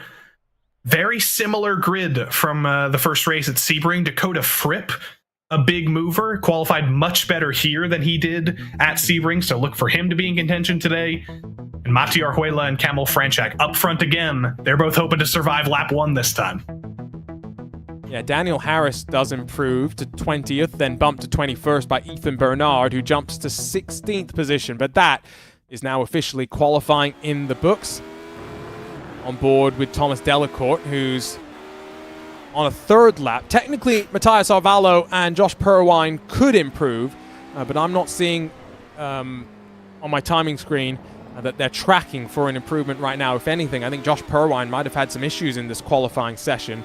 And struggling a bit more. That's a lot of curb usage through the penultimate corner. Not quite sure that was the optimal line. Just getting a little bit of extra practice, and then he knows that lap's not going to count, so he parks it on the start-finish line. Dakota Fripp also using the added track time to get a little bit of extra time with this Radical on this racing surface. Dakota did a great job in the last Prodigy Racing League final he was in. I believe this is his 4th final that he's participated in. And he's always been consistent. He's always been good. Just hasn't quite been able to stand on the top step yet. He's hoping that this is the start of the momentum that gets him moving closer to that top step this afternoon. He's come close, but we won't talk about how close because it involves some contact and a race control decision that took it away from him. Matthias Arvalo does improve. He goes to 27th position, and that is now officially all 30 drivers with their 2 timed laps on the board. And it's just some final practice that they are getting right now. I wonder, actually, if they were all to leave the race surface, would we get pushed forward into the race that little bit quicker? I think so, but they want every second they can get. That's always interesting, right? Just thinking about, because it's a fixed setup, right? They don't have the opportunity to take fuel out of the car. So they can't go and try and really adjust the car and make the most of it. So you might as well go and get the extra lap for practice. They're getting low fuel practice at least as they expend these fuel tanks. And Josh Perwine, as we mentioned, didn't necessarily expect to be here today. He was on the reserve list, so I assume he was still staying race ready, but he wasn't in the original grid for this event. So last minute entry, getting a little bit of extra practice. Matteo Kunzer, the Italian driver, I believe has come out of the conclave. He's been elected a cardinal now. Wow, good for him. Has the white smoke gone up? I don't know yet. I haven't seen the news yet. I assume our old friend Leo's still around, but apparently Matteo has been appointed bishop for the dicastery of sim racing. Wow. Well, 2 minutes and we will get ready to go. We'll ignore the iRacing flag system that... I don't want to ignore it. I love it. I love this. You should see Kit Belovsky's flag. I'm just going to trigger you next. Whenever I'm racing and you're commentating on me, I'm going to be racing from Antarctica, Joey, and you're going to have to sit there and wonder, did I actually fly to Antarctica with my sim rig to go racing? I would believe it. And the thing is, we know that you would as well. The conditions, by the way, the drivers are dealing with a lot more foggy and gloomy than what we're seeing right now in these B-roll shots, Joey, which it's not a problem by any means. If anything, what it probably does is give them a bit more grip because it's probably cooler conditions, and so that's something just to think about. But let's get ready to go. 60 seconds away from qualifying drawing to a close, and the drivers getting themselves onto the starting formation. 2x2 they will be for the second race in this iRacing Radical SR8 Cup Finals. The next tournament in the PRL Season 2 esports competitions. Race 1 in the books at Sebring. We made our way halfway around the world to Okayama before we'll crisscross back to the Virginia International Raceway. But 13 corners, 2.3 miles, a track that an iRacing rookie will do plenty of laps around, albeit not in a downforce beast. Usually they'd race in something like an MX-5, a GR86, or a BMW M2. Those are all cars that we've run esports tournaments in earlier this year, but instead it's the high-powered 380 horses out the back of the two wheels on the Radical SR8 as they all compete, Joey, for their Prodigy Pass, their golden ticket to their next step in the journey of their dream of becoming a professional race car driver. And if you want to pick up that Prodigy Pass, we need to hope for a cleaner opening lap than we had at Sebring. Mati Orjuela has got a second chance up front. Kamil Franchek has got a second chance up front. They need to hope they can get away from turn 1 this time without being on top of each other if they want to stay alive, because right now Alejandro Sanchez looks like he's going to be consistent all the way through. He needs to be beaten in this race if you want a shot at the end of the afternoon with only one race after this. So a quick rundown of that starting lineup just to give you a confirmation as we wait for the instructions to go racing. It is, once again, Alejandro Sanchez Beloso that will start at the front of the field, although this time with Kamil Franchak alongside. Max Muir will line up third inside of row 2. We'll have Mati Orjuela alongside in 4th, David Toth, David Sobrero, 5th and 6th positions. Dakota Fripp 7th. Jaden Munoz has got to work through the field again from 8th, with Tamas Shimon and Leo Ovcharov, the top 10. Abel Torres, Jersey Glack, that's row 6 with Matthias Kunzer and Sergio Ferreira, row 7. Carter Lundy and Ethan Bernard are 15th and 16th, with Tobias Krunken and James Barry behind them. Luca Becker, Augustin Torlashi, they bookend the top 20 with Daniel Harrison, Guglielmo Caligari, 21st and 22nd. Julian Swanson and Bryce Wire, 23rd and 24th, with Max Aripo, Brandon Walker, Matthias Arvalo, Thomas Delacourt, Kip Bolofsky, and Josh Perwine, the 30 drivers that will do battle in the second race of 3 in our Radical SR8 Cup finals. And remember, it's the accumulated points across those 3 races, Joey, that make the difference. So you and I, we've got to get our calculators out, the TI-89s, and be ready with the numbers as we go through this next 30-minute race. You got a TI-89 already? I'm fancy. I'm still on like the TI-4. I missed a couple updates. You can tell that I'm packing, and I found my calculator from college. That was my TI-89, by the way. It's legitimately 12 years old at this point. I see. What's nerd in Japanese? Ooh. One sec. Nerdu? Get Rosetta Stone out. That's what I'm doing. I'm trying to pull it up. Is it going to be in time as we pull away on the back straightaway? Track conditions, a balmy 36 degrees track temperature, so definitely not as warm as it was at Sebring. But, I mean, Joey, what's your expectation from this race as we get ready to go? All 30 cars lined up and behind the pace car. I mean, the only Japanese vocabulary word, kurashu on the pace lap is exactly what I had in my mind.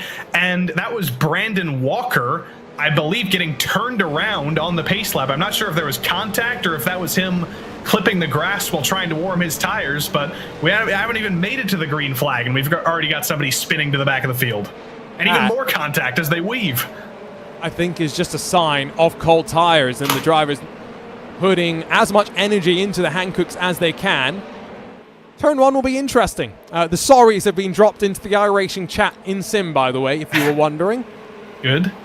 Good. Here we go. Pace car off and away. It's Alex Sanchez Beloso in control of the field.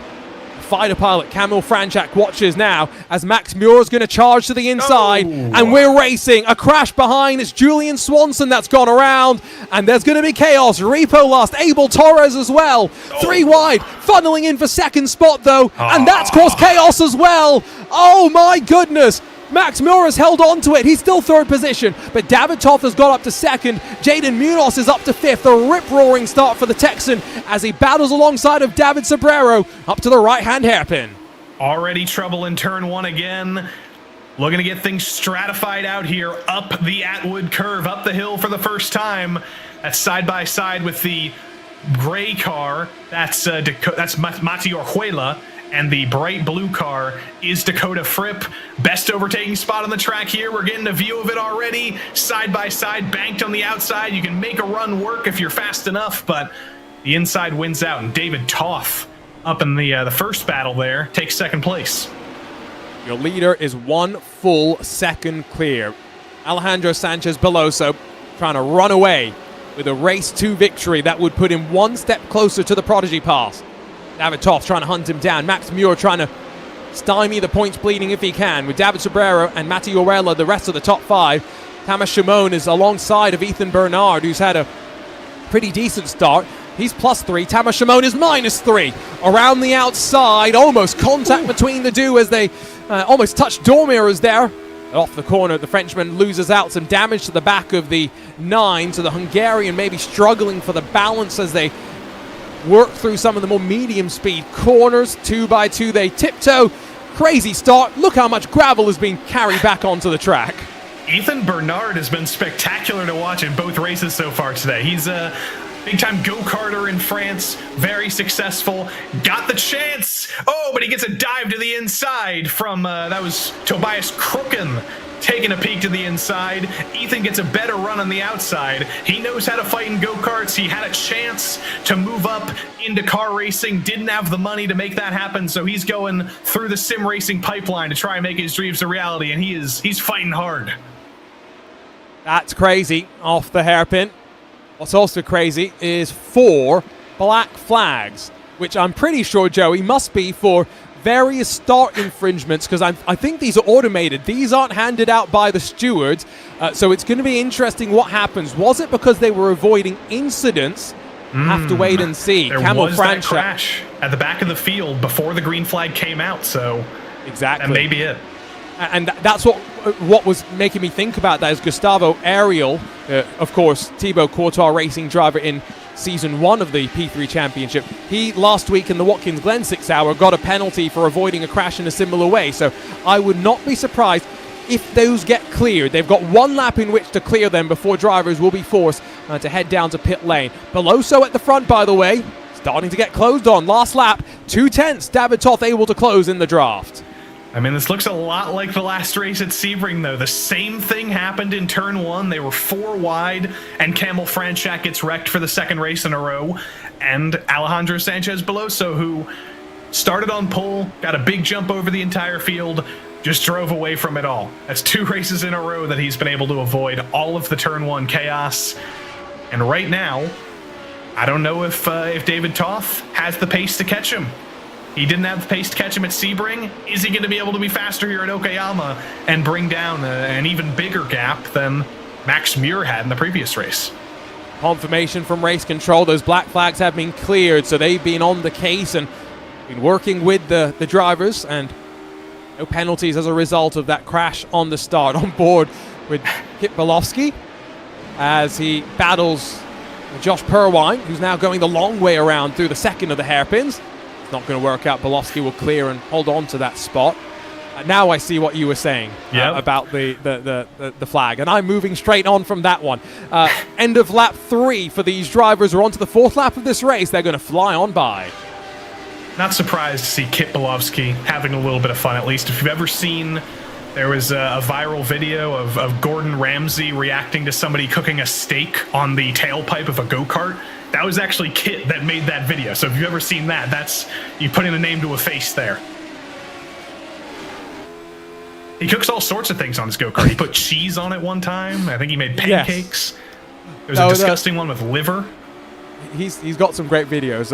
One that popped through on my social media feed a couple of nights ago, actually, as I was doing the doom scroll, was endurance racing commentary at night. And Kit had put a compilation of the various things that happen at Le Mans, where they talk about all sorts of things that I'm not allowed to say right now, and they sing songs that we can actually sing, but we won't. Caligari is watching this fight in front of him. Becker, Ferrero, he's got a chance to slip to the inside. Not one to say no. 17 grabs his chance, but off the corner, great drive from Ferrero. It's not done just yet. Tries to pinch on the brakes. He turns in and closes the door on the cabinet of Dr. Caligari there, and that's going to allow Kit Belovsky looked like he might get a shot into the second to last corner, but didn't quite have the momentum. Little lockup from the front of the train from Sergio Gurdiel Ferrero, but single file now. They've resolved their differences for the moment into turn one. Front of the field is down to 5 or so tenths of a second. I think the draft's helping as in front of Belovsky. That's Caligari. That's going to take advantage of Ferrero's mistake. Belovsky's going to try and do so as well around the outside, and it just about works out. Nicely done. Josh Purwine not close enough to make that 3 positions split off for Ferrero, but back into line. What I'm seeing at the front of the field, Joey, is the draft's good enough to close the drivers up, but then they get to a point where it's not helping them, the draft, as much as the dirty air is hurting them, and they're struggling to really make the moves at the front. Oh, very late in the brakes. I think Sergio Ferrero's having trouble with his brakes. He locked it up into the final corner, locked it up into turn 1, missed the corner into the hairpin. He's having some real trouble with the old left foot there.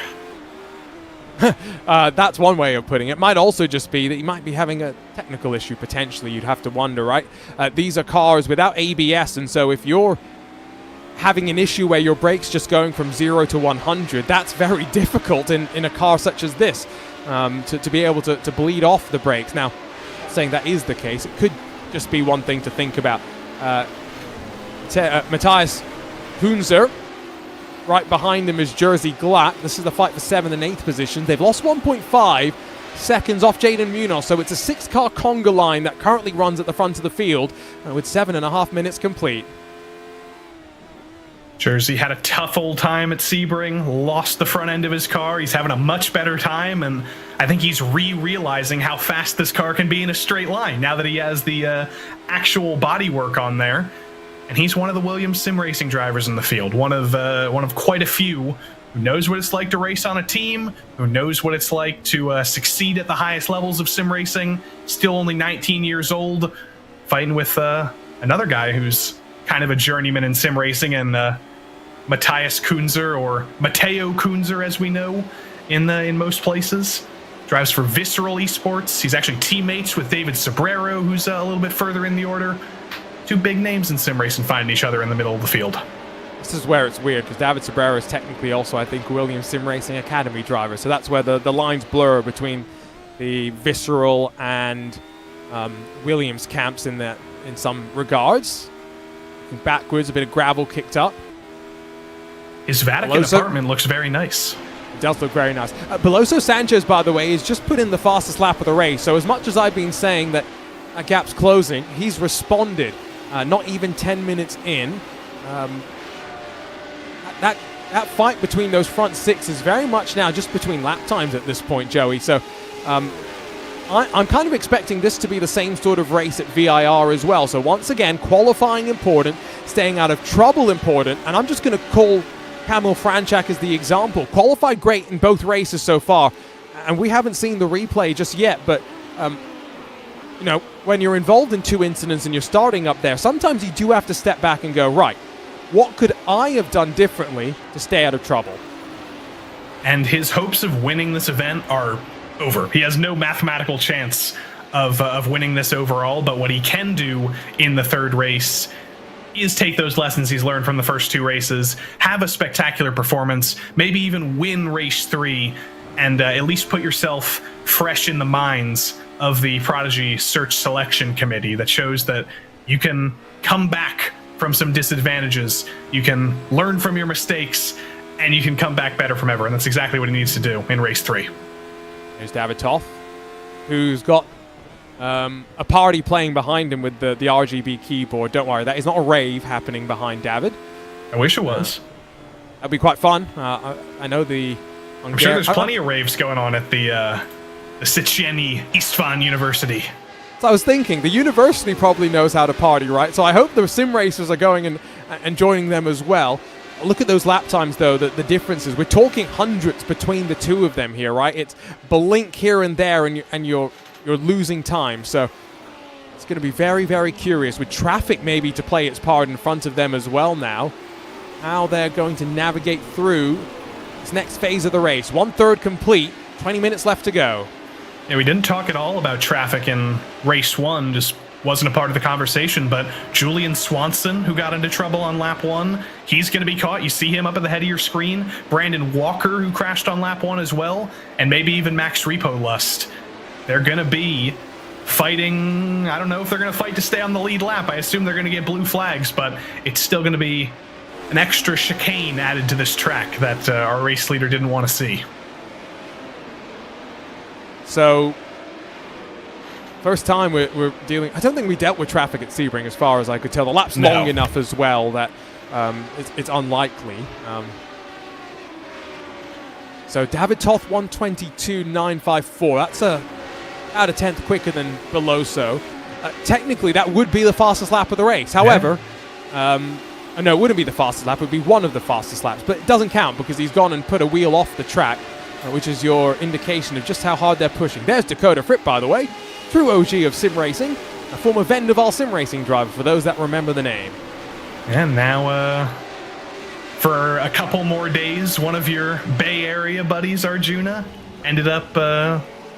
he studied business at Cal Poly Pomona, but more importantly, he was their Formula SAE driver. I don't know if he designed the car, but they knew his sim racing prowess, and they put him in the Formula SAE car to race for them, and he's used that to get a nice old job at Tesla. So I don't know, is Dakota actually driving this car, or is it on autopilot right now? You never know.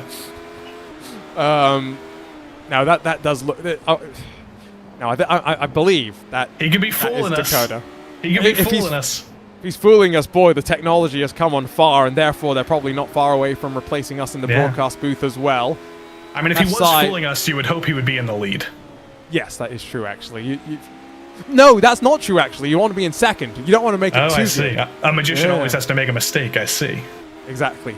Dakota Fripp's made a mistake off the final corner, and he can't block down to the wall. Tamas Shimon rides as our camera car as Leo Ovcharov gets to the inside and then bodies Dakota Fripp out of the way. That was a little bit rude.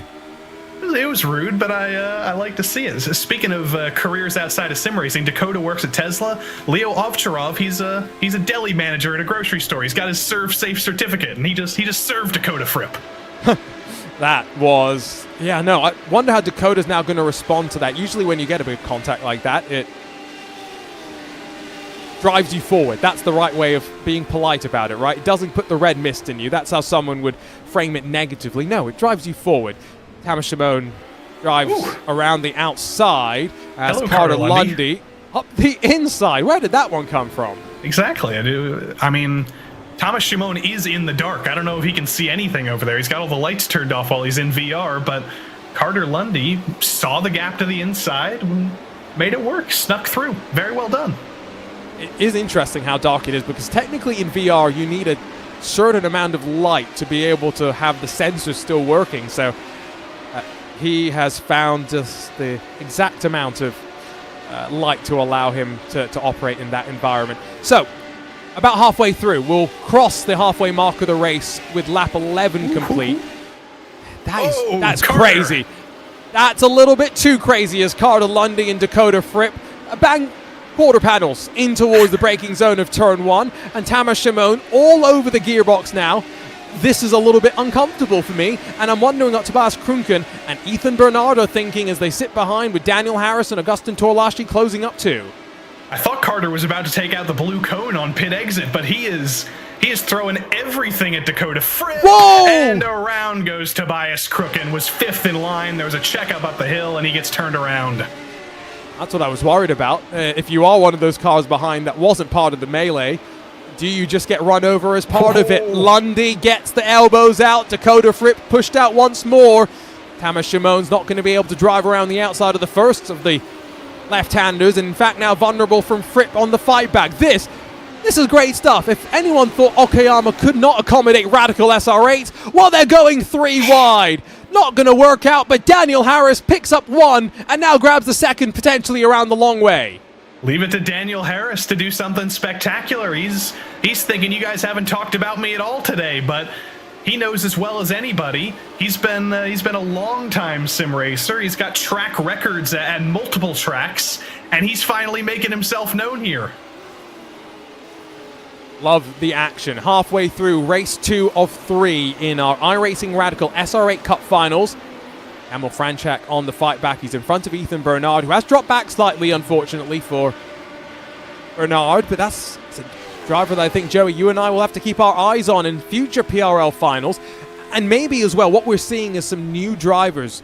Previous finals, as Franchak gets very close under the brakes into 4, they've been in the slower power, less downforce driven cars, right? MX-5, GR86s, BMW M2 CS.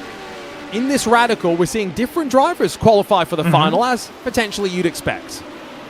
And I think Kamil has more experience with high-powered vehicles than anybody else. As we mentioned, he's a Polish fighter pilot in the Polish Air Force. So I don't know what horsepower is like for jet engines, but that's got to be a lot. And also, when he's not doing that, he's an instructor at a program called Formula Drive in Poland. You can essentially pay a company to drive a Formula 1 car at the Silesia ring. So in terms of total horsepower driven of every driver in the field, I feel like Kamil has maybe 1,000 horsepower advantage. I forget off the top of my head, I'd have to go and check my notes somewhere, what plane he does fly, but I think just that alone is probably more horsepower than I've driven in my combined life.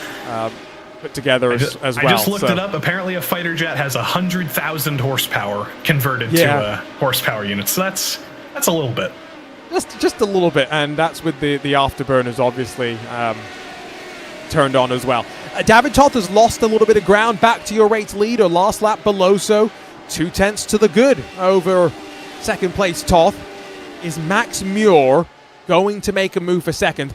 The problem really here is if you're Muir, Joey, Beloso grabbing 2 race wins means that unless Muir grabs second, he's a minimum of 8 points behind. That means that if Sanchez grabs 4th or better, really, in my opinion, Prodigy Pass is likely his. And that's, I think, what Max is thinking about here. He might not necessarily be thinking about chasing down Alex at the front of the field, but he's thinking about minimizing his gap to the leader after coming into race 3. If he can be down only 8 points instead of down 11 points, which he would be right now, that's one less position he needs to excel in. A little bit more trouble there. We just saw down at the bottom of the ground, Dakota Fripp was getting all wiggly as Daniel Harris gets by him as well. I think Dakota's in trouble. He's maybe used up the tires a little bit too much. He started great, but fighting with Carter Lundy and Ovcharov and Daniel Harris, and now he's trying to hold off Thomas Scheiman and Torlashi. He's not having a great time in the middle of the field. No, and he's getting physical. Plan C for combat, for those that have watched the Formula 1 movie. That's what's being enacted right now from Dakota Fripp. He's going full Sunny Hayes mode. Not sure how much longer it's going to last, because look at the choo-choo train. It's building up, and it's a herd of angry wasps that are now all over the back as the Radicals spool up through the gears. 380 horsepower, let's not forget. Down the back straightaway. James Barry sees Bryce Wire pop out and make his move for 15th position. It's at the very tail end of the train. No move at the front of the train, so Fripp's holding on for the time being. Thomas Chamot not close enough to have his look. Look at that front-endless car of Ethan Bernard, still trying to keep himself in this battle. James Barry and Bernard are side by side, and Barry, he was going to hold ahead of Ethan Bernard, but Bernard, with even with no straight line speed, he's still got the downforce, he's still got the mid-corner speed, and he's able to fight back. That was very well done from Bernard, and the checkup, the aftershocks behind him are felt all the way back to Kit Bilovsky and Sergio Ferrero for last in this train. But bad news, Bernard does have a 5-second time penalty for causing contact with Tobias Kruken, so he will drop backwards as a result of that. Up the inside from Sergio Ferreira on Guglielmo Caligari as they sweep out of the S's.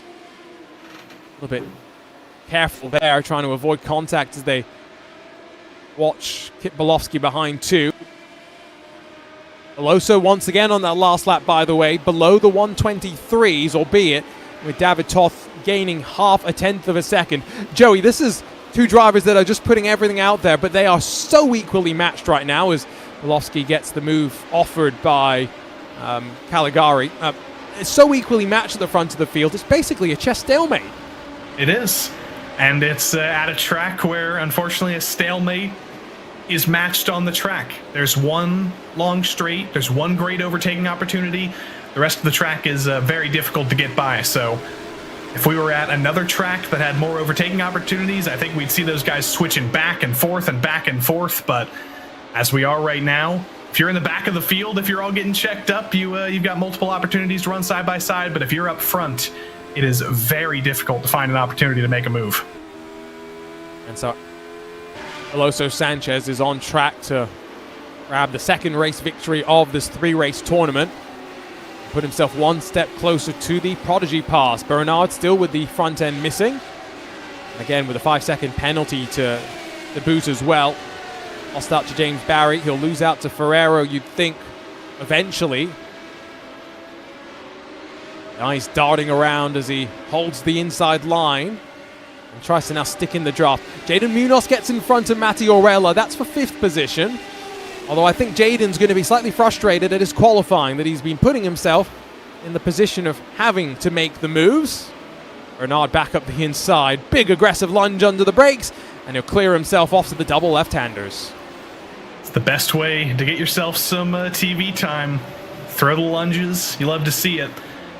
Munoz running a little bit lower than he was in the previous race, and he's actually got a new friend behind him in Matti Orjuela, who had a great qualifying in race 1, would have had a great race, but was one of those drivers who was taken out on lap 1, and now we can really see what he's capable of as he's been holding touch with Jaden Munoz all race long, ran 0.6 slower than him on the previous lap, though, and lost quite a bit of ground. He's trying to reel him back in.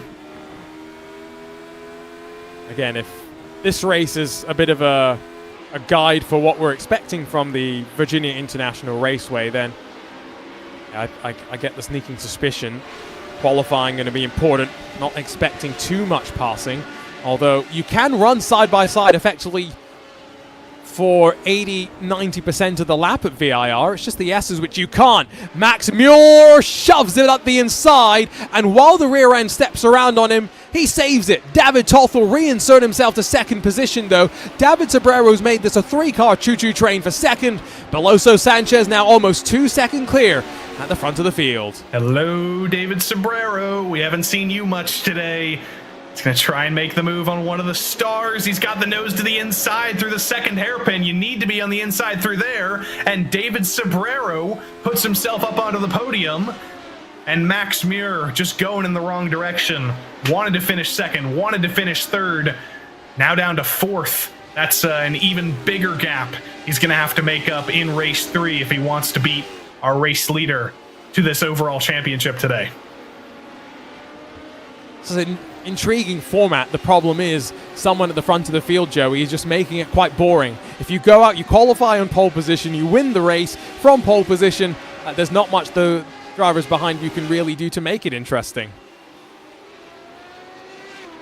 I think it's interesting for him, at least. I hope he's having a good time. He doesn't look like he's especially excited, but he is. He's just in the zone. I think that's the face of being in the zone, I guess. You'd probably settle for a boring race to win his Prodigy Pass. Let's be honest. I think so. You would not complain about that. Caligari and Bernard still going back and forth for 18th position. Remember, these drivers at this point almost mathematically out of the equation for the Prodigy Pass. They're just fighting in and amongst themselves. What we're really learning is that you can rip the front end off of a Radical, and yes, it will harm your speed. Doesn't really affect your ability to battle wheel to wheel. No, it's great in the corners, and luckily for Ethan, Okayama does have a lot of corners, especially after the first sector. You've got the 2 long straights to start, and then after that, it is almost like a street course in the middle and final sectors of just constant tight corners, 90-degree corners. And back up to Maximilian Muir, who's in that first sector, trying to take advantage of those early straights, because That's what he needs to get closer to David Sobrero. He seems to have lost the tires a little bit. He's not as fast through the middle and final sectors. But if he can get a good run up the Atwood curve here, if he can send a dive into the hairpin and get it back, that's what he needs to do if he wants to take this podium back. And the decision to go for that move is what's dropped him back into this position, right? So it's cost him 3 points. Not likely to cost him much more unless he runs into the back of David Sobrero and makes the punishment for that mistake even worse. A self-inflicted punishment that would be as well, to get a penalty from race control. I don't think there would be much argument about that to drive straight into the back, but that's the margin to which they're driving right now, leaving as little on the table as they can with what should be, as they cross the line onto the 20th lap of the race, 3 laps left to go.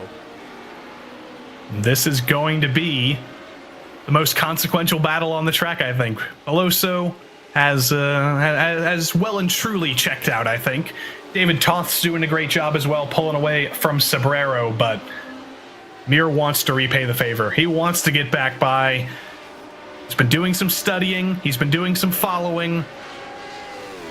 He's a little bit closer this time, but his run out of the Atwood curve wasn't that great last time. He's earlier on the brakes than Sobrero on entry, and then on exit, he's about equal. Got some decent acceleration there. He might be close enough this time. He was about 2/10 back on acceleration. He's in the draft. He's pulling forward. I don't think he's quite going to be close enough unless he goes for a huge dive here, and no, he knows he's not close enough this time. I thought he was going to think about it. You could see him pulling out, but not close enough. You judged that right maybe. Initially. Yeah, although I don't want to say he's going to settle, but I think the last thing that he'll want to do is make it any worse than it's already gotten. Back to Ferrero and Bernard. Again, remember, these are drivers at this point not really in contention for the Prodigy Pass. Just fighting to put on the best show that they can, enjoy their triple header Sunday of racing, and maybe also make a case for the search selection committee as they head on to the final 2 laps now of the race. So Max Muir is running out of time if he does want to grab that podium spot back. Owella's door banging there with Jaden Munoz as the two push each other through the opening corner, and Owella clears himself, grabs 5th. Love to see it, getting the elbows out. Mati, one of the many young drivers in the field. He's only 15 years old. Raced for Williams Sim Racing at Petit Le Mans just a couple of, or virtual Petit Le Mans, should specify, just a couple of months ago. Another driver, very young, but making his name known on the scene. There's been a ton of those drivers today that you might be hearing their name for the first time, but we're going to be hearing their names for, well, he's only 15 years old. We might be hearing his name for 15 more years or more. Jaden Munoz, door closing on him down to the hairpin. And then he tries to open it up through the first of the left-handers. He'll trigger some chaos. Owella, fortunately, doesn't lose too much ground. He's still pointed in the right direction. Down in 6th position. You can see the look on Jaden. I think Jaden was thinking about it, looking at the reaction on his face, but I think he thought better of it. Let's see if he slows down here. I think he might, because we're about to take the white flag, so I think he might wait until the final lap, because there is a hungry pack of cars behind him right now. There's Kunzer, there's Glack, there's Ovcharov. I imagine Jaden feels bad about that, because that was definitely his fault, and he doesn't want to get a penalty, but he also doesn't want to lose to these 3 guys who are right behind Orjuela right now. Some fighting in the mid-pack, that's for sure. On board with Glack as the rear tires start to give up. Squeeze onto the right foot. Be careful how far out you swing. Bottom left, that's Davidov. That's Jersey Glack now, as he tries to set up this opportunity. Add a long sweeping right-hander up the hill, and then down to the braking zone. I think it's a little too late, though. Onto this final lap of the race. Jaden Munoz will get a 5-second time penalty for that bit of contact, Joey. Race control straight on the case. I wonder if he would have avoided that penalty if he gave the position back instantly. I don't know. It was still heavy contact, so he might have still got a penalty either way. I don't know. Or all he can do now is he can't think about giving that position back. He's been given a penalty. He can't penalize himself. He just needs to run away here, build that gap as much as possible, and hope maybe he gets lucky and he's able to stay ahead of Ovcharov or Glack maybe and not drop all the way to 9th. That won't happen. Meanwhile, at the front of the field, 2 flag-to-flag victories for Alejandro Sanchez Beloso as he takes one step closer to a Prodigy Pass and to a Rosetta Stone unlimited language with lifetime access. This is a clinical performance from the Apex Racing team driver. Rest of the field will make their way to the line, and Joey will organize the logistical madness and magic once again and ship the Radicals over to VIR for our final 30-minute race of the evening. Back to Virginia, we're going to get the planes going. Arjuna's going to hop in his private jet, and we're going to do a little bit of calculation to make sure we have the points correct, to make sure we can figure out where Alex Beloso needs to finish to clinch the championship. With Max Muir being down in 4th position, my rough guess is that Sanchez could finish in 6th and win the Prodigy Pass. However, we'll wait for final confirmation on that one. Remember, the drivers also, as soon as they cross the line, they are instantly off to the next iRacing session, hoping to get that little bit of practice time, Joey. And so that's what Sanchez is doing right now. He's not interested in talking to us. Instead, he's interested in focusing on the final race of the day. Especially at VIR, you want to get every lap you can there, because that track bites. We've had some difficult tracks so far today, but VIR, the sea of grass around every corner, there's no margin for error. And I don't know of any better way to finish this night than VIR, the ultimate challenge. America's motorsport resort. In some ways, I guess, quite reminiscent of the Atlanta Motorsports Park, which has hosted 2 of our Prodigy Weeks already. The drivers, though, at the Virginia International Race, are heading to a track where I think they probably have got a little less experience than maybe they have of either of the tracks, Joey, that we've been to so far today, because obviously Sebring's used in so many different events around the sim racing world. Okayama used in iRacing rookie and base level racing, if you will. But VIR, it's not a very popular track, if we're being honest. No, it shows up in the historical series quite a lot. It'll show up maybe once a year in some of the smaller open wheel official series on iRacing, maybe once a year in the GT and prototype ranks as well. But driving a Radical around VIR, it's a combination that you might not always run into unless you're deliberately trying to run into it. I think that'll even the playing field a little bit. Will that be the ingredient that gets Alex off his game a little bit and maybe has him qualify a little bit deeper in the field and actually have to fight for this? That's what guys like Max Muir, Jaden Munoz, and a couple others in contention are really hoping for. And one of the people that's been around the program at the Prodigy Racing League, including some of our Prodigy Weeks, Kenton Cook, he had some success here in the IMSA GT races that they've run at VIR. Obviously, when IMSA comes here, they don't bring prototypes. They only bring GT cars. So a chance for the GTs to grab an overall win. It's always an interesting weekend.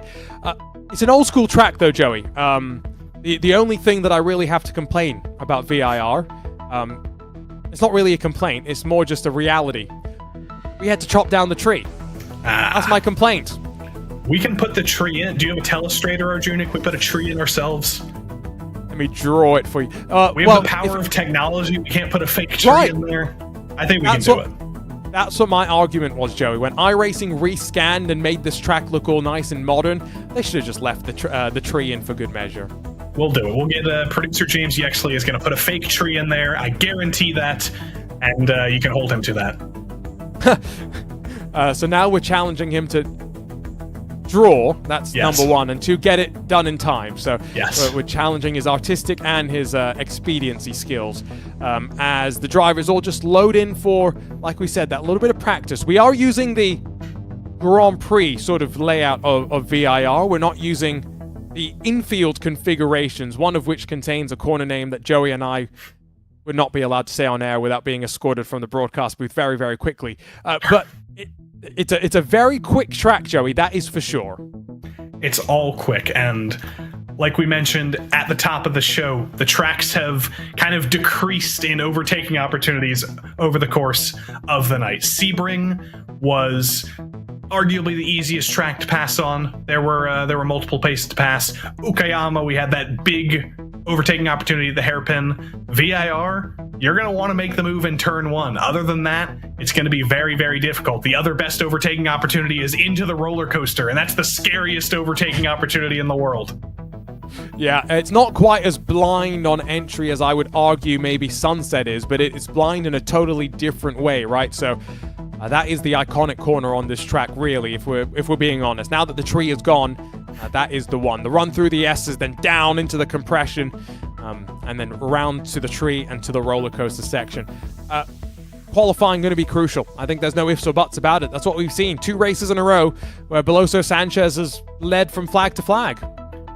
I'm doing my final calculations here. I've got calculations for the top 4 drivers. I'm looking at David Sobrero right now. He finished 5th in race 1.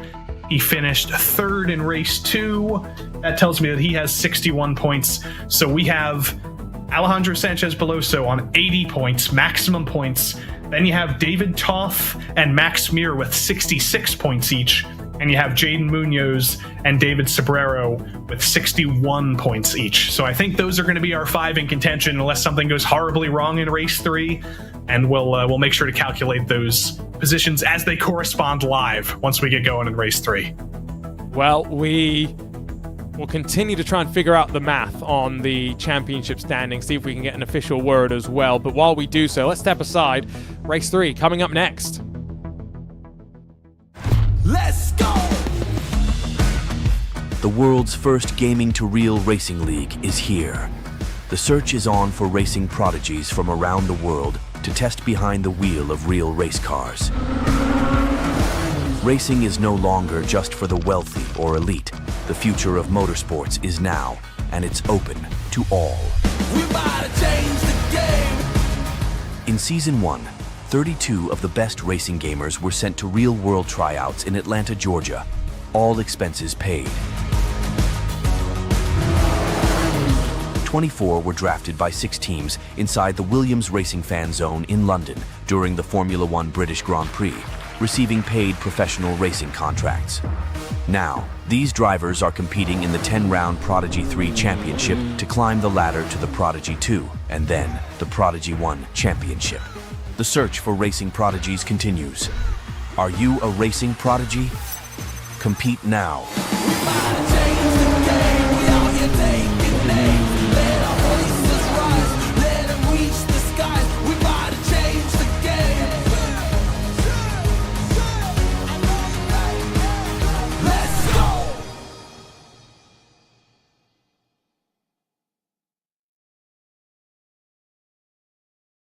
Well, hello everyone, welcome back along to the PRL Radical SR8 Cup Finals. My Junior Kanki Party with Joey Tebinen. Joey, 30 drivers entered today with a thought. They might have a chance at a Prodigy Pass at advancing their motorsports journey. However, we are down to Alessandro Beloso Sanchez, Max Muir, David Toth, Jaden Munoz, David Sobrero, and Tamas Simon. Those are the only drivers mathematically with a chance.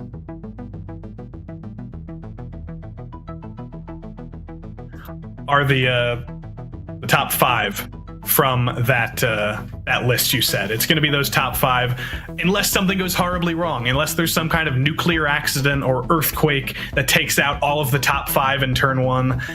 I think it's going to be down to those guys. And Alex Beloso, Alejandro Sanchez Beloso, whatever name we're going to finally use for him, he's got one number in his mind, and that's 6. If he finishes P6 or better, he wins overall. He needs to do no better than that. He's not going to be happy with 6th, but that's a little bit of solace in his mind that he doesn't need to push 100% for P1. He can finish as low as 6th and still win this thing overall and get that Prodigy Pass.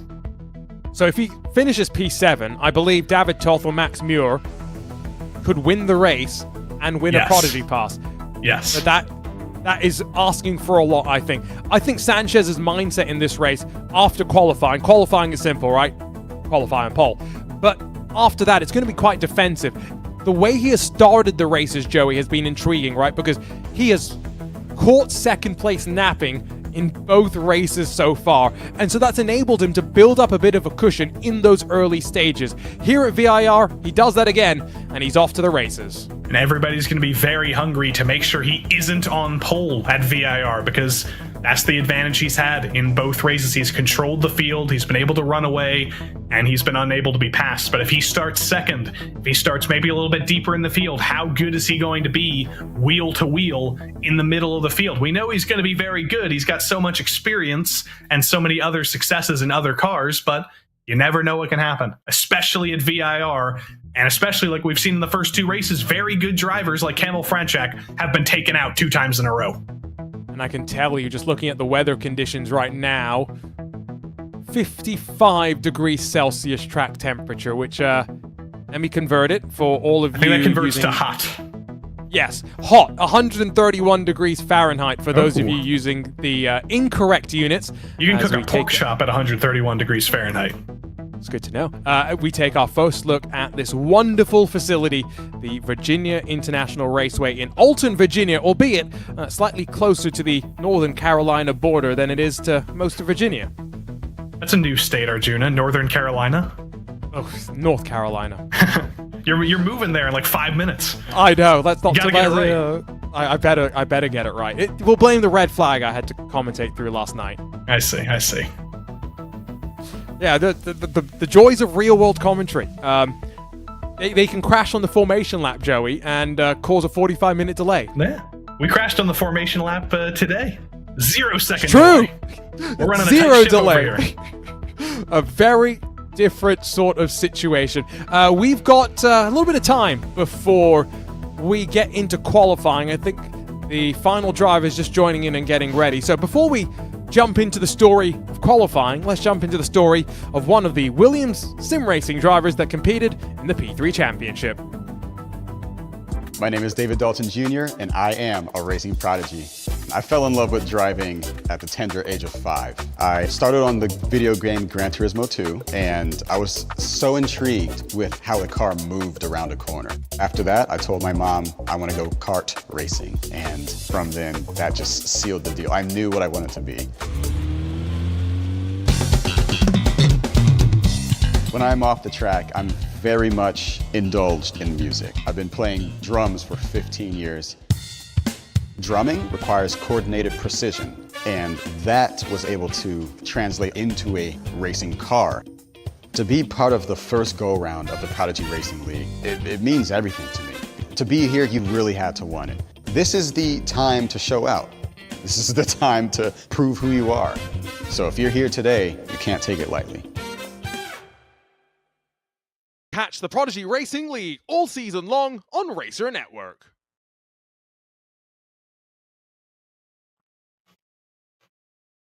The artist known as DDJ, drummer extraordinaire, BMW performance driving instructor as well, and race winner in the P3 Championship for Williams Sim Racing, albeit when they raced, it was still Williams Esports, as Joey and I were having a chuckle just watching through that VT.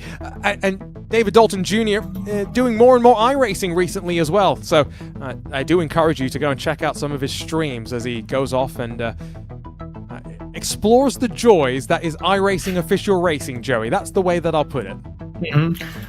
There's a couple drivers tuning in, trying to, keep an eye on their future competitors. Luis Bailica, who we know very well, is in the chat, spying on some of his future rivals, has his eye on Alejandro Sanchez, who very well might be joining him in a Prodigy Racing series very soon. But you always got to keep eyes on your competitors. You want to know who's coming up. You don't want to be surprised.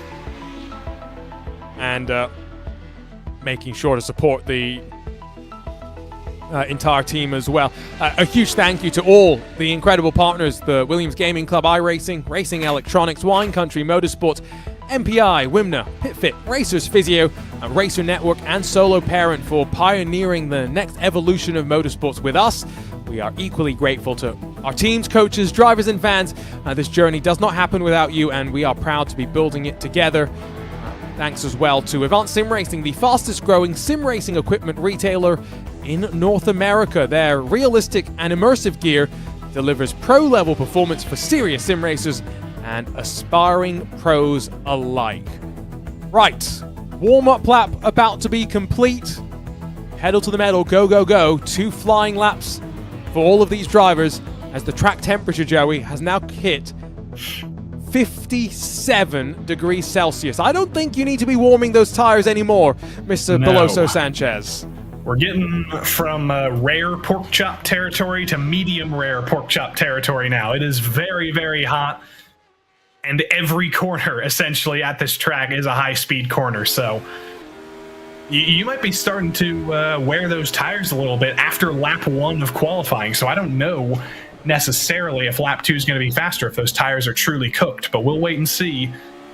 Alonso knows he only needs 1 lap. He only needed 1 lap at Okayama, screwed up the first lap, got an incident point, didn't count. Lap 2 came out and just ran away from the field again. So I don't necessarily know that he's feeling any pressure right now, but those tires will be getting cooked underneath him either way.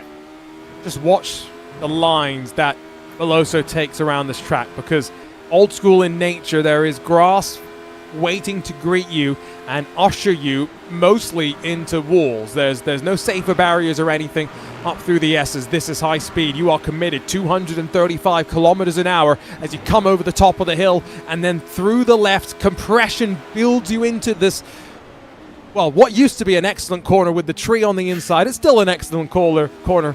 There's just no tree there. And then this, Joey, run off on the outside. There's an alternate pit lane to be used for some support series. This is that run to the roller coaster where we were saying best of the passing opportunities outside of turn 1.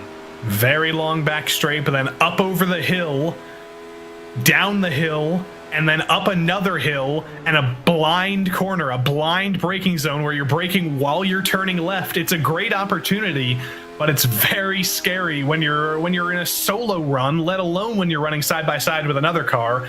And then the last couple of corners into Hogpen, it's pretty much an extension of the roller coaster. It feels like a roller coaster, falling down the hill and then throwing it back up.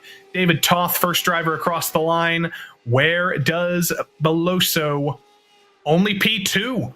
Not good enough for pole on lap number 1, but he's got another one in the tank. And behind Max Muir, remember, the 2 drivers that are realistically the ones that we are thinking about, David Toth and Max Muir. Toth 4th. He's got to find himself. He's 20,000 behind the car in front. He's got to find a 10th to close on the current provisional pole sitter. Again, just if you're joining us, 2 races are complete, and based on the points from that, it's Alex Beloso, Max Muir, David Toth, Jaden Munoz, David Sobrero, and Tamas Simone, the drivers that have a chance, mathematically, of still winning. There's Muir, provisional pole sitter, over the top of the crest, down into the middle sector of the lap. And if Muir and Toth want to win this, they need Beloso to finish 7th. If Sobrero and Jaden Munoz want to win, they need Beloso to finish 9th. So it's even tougher for them, even if they win the race. Beloso's got to have a very bad day, but Max Muir, even if he doesn't win this overall, I feel like he's been one of the stars of today as one of the newer drivers on the sim racing scene. He's started to establish himself, but he wasn't necessarily one of the big names coming into this. I think we came into this maybe thinking Jaden Munoz was the top American driver in sim racing, but Max Muir is really issuing a challenge to that title today. Jaden Munoz definitely up there. It's not to say that Muir wasn't a contender, but maybe not like this. David Toth to the top, and by a margin that is now bested. Muir pipped by Beloso. 3 provisional pole positions on the cards for our championship leader, and that reaction from David Toth tells you all you need to know. He's so unimpressed. Oh, he's getting up. He's going to get a drink. Oh, the heartbreak. He thought he had done it, and then not 1, but 2 drivers pip him. That is qualifying with the majority of the field done and dusted. Luca Becker, Matthias Arvello, Tamas Simone still got a lap in his book. Josh Perwine, Matthias Kuzner, and Abel Torres, who's leapfrogged himself up to 6th on his sole attempt in the qualifying session after invalidating lap number 1. Dakota Fripp's going to be down in 17th. But now just 3 drivers, Becker,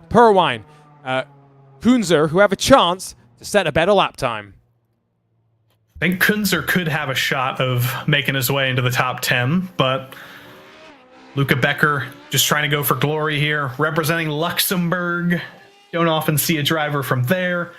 He's trying to go for a little bit of national glory. He's actually represented Luxembourg in the FIA Motorsport Games one time in the esports F4 category.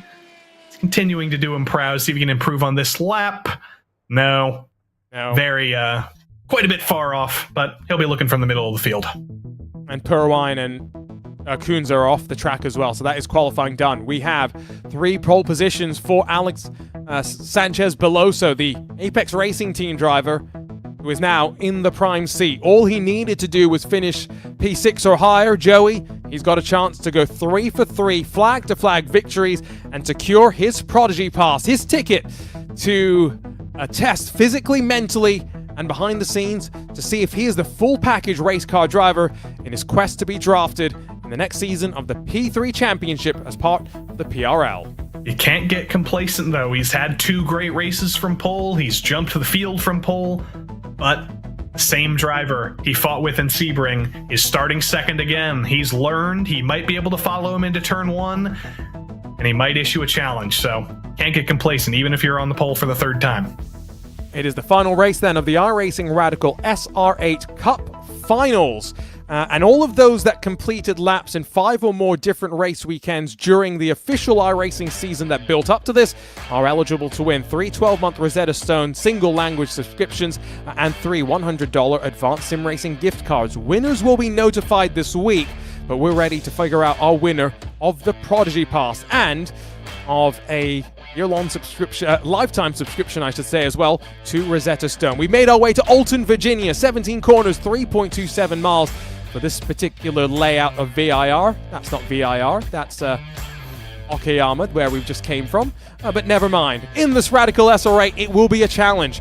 The S's are going to be high speed, 250-odd kilometers without the draft is the speed to expect. And Joey, this car can be a handful when you deal with the aerodynamic instability. Final challenge. Fast S's, fast braking, fast corners. It's all fast around VIR. Very little low speed, as we saw at Okayama. It's the ultimate challenge.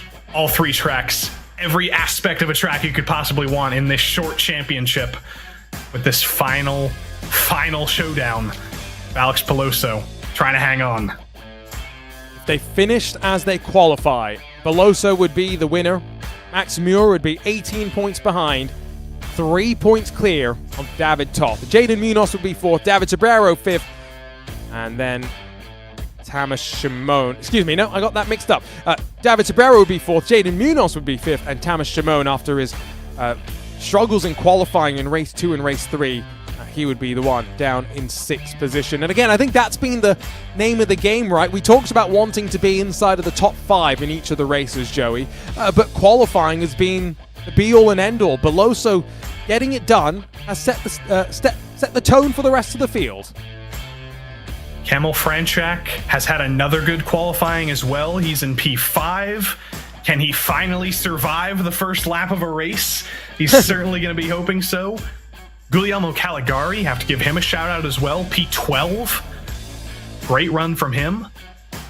And a couple other drivers looking from the back of the field, like Mateo Kunzer and Kit Bolovsky, looking to capitalize on some first lap trouble as they have in the first 2 races. So let's run you down through that starting grid as we get ready to go. 30 minutes, about 18 laps if we hit the expected speed, and it will be Alessandro Sanchez Beloso that leads from the front of the field. You'll have Max Muir alongside, a repeat of the starting front row from race 1. David Toth and David Sobrero once again alongside of each other, this time on row 2. Kamil Franchak 5th, hoping to survive the opening couple of corners. He'll have Abel Torres in the number 10 representing TC Esports in 6th.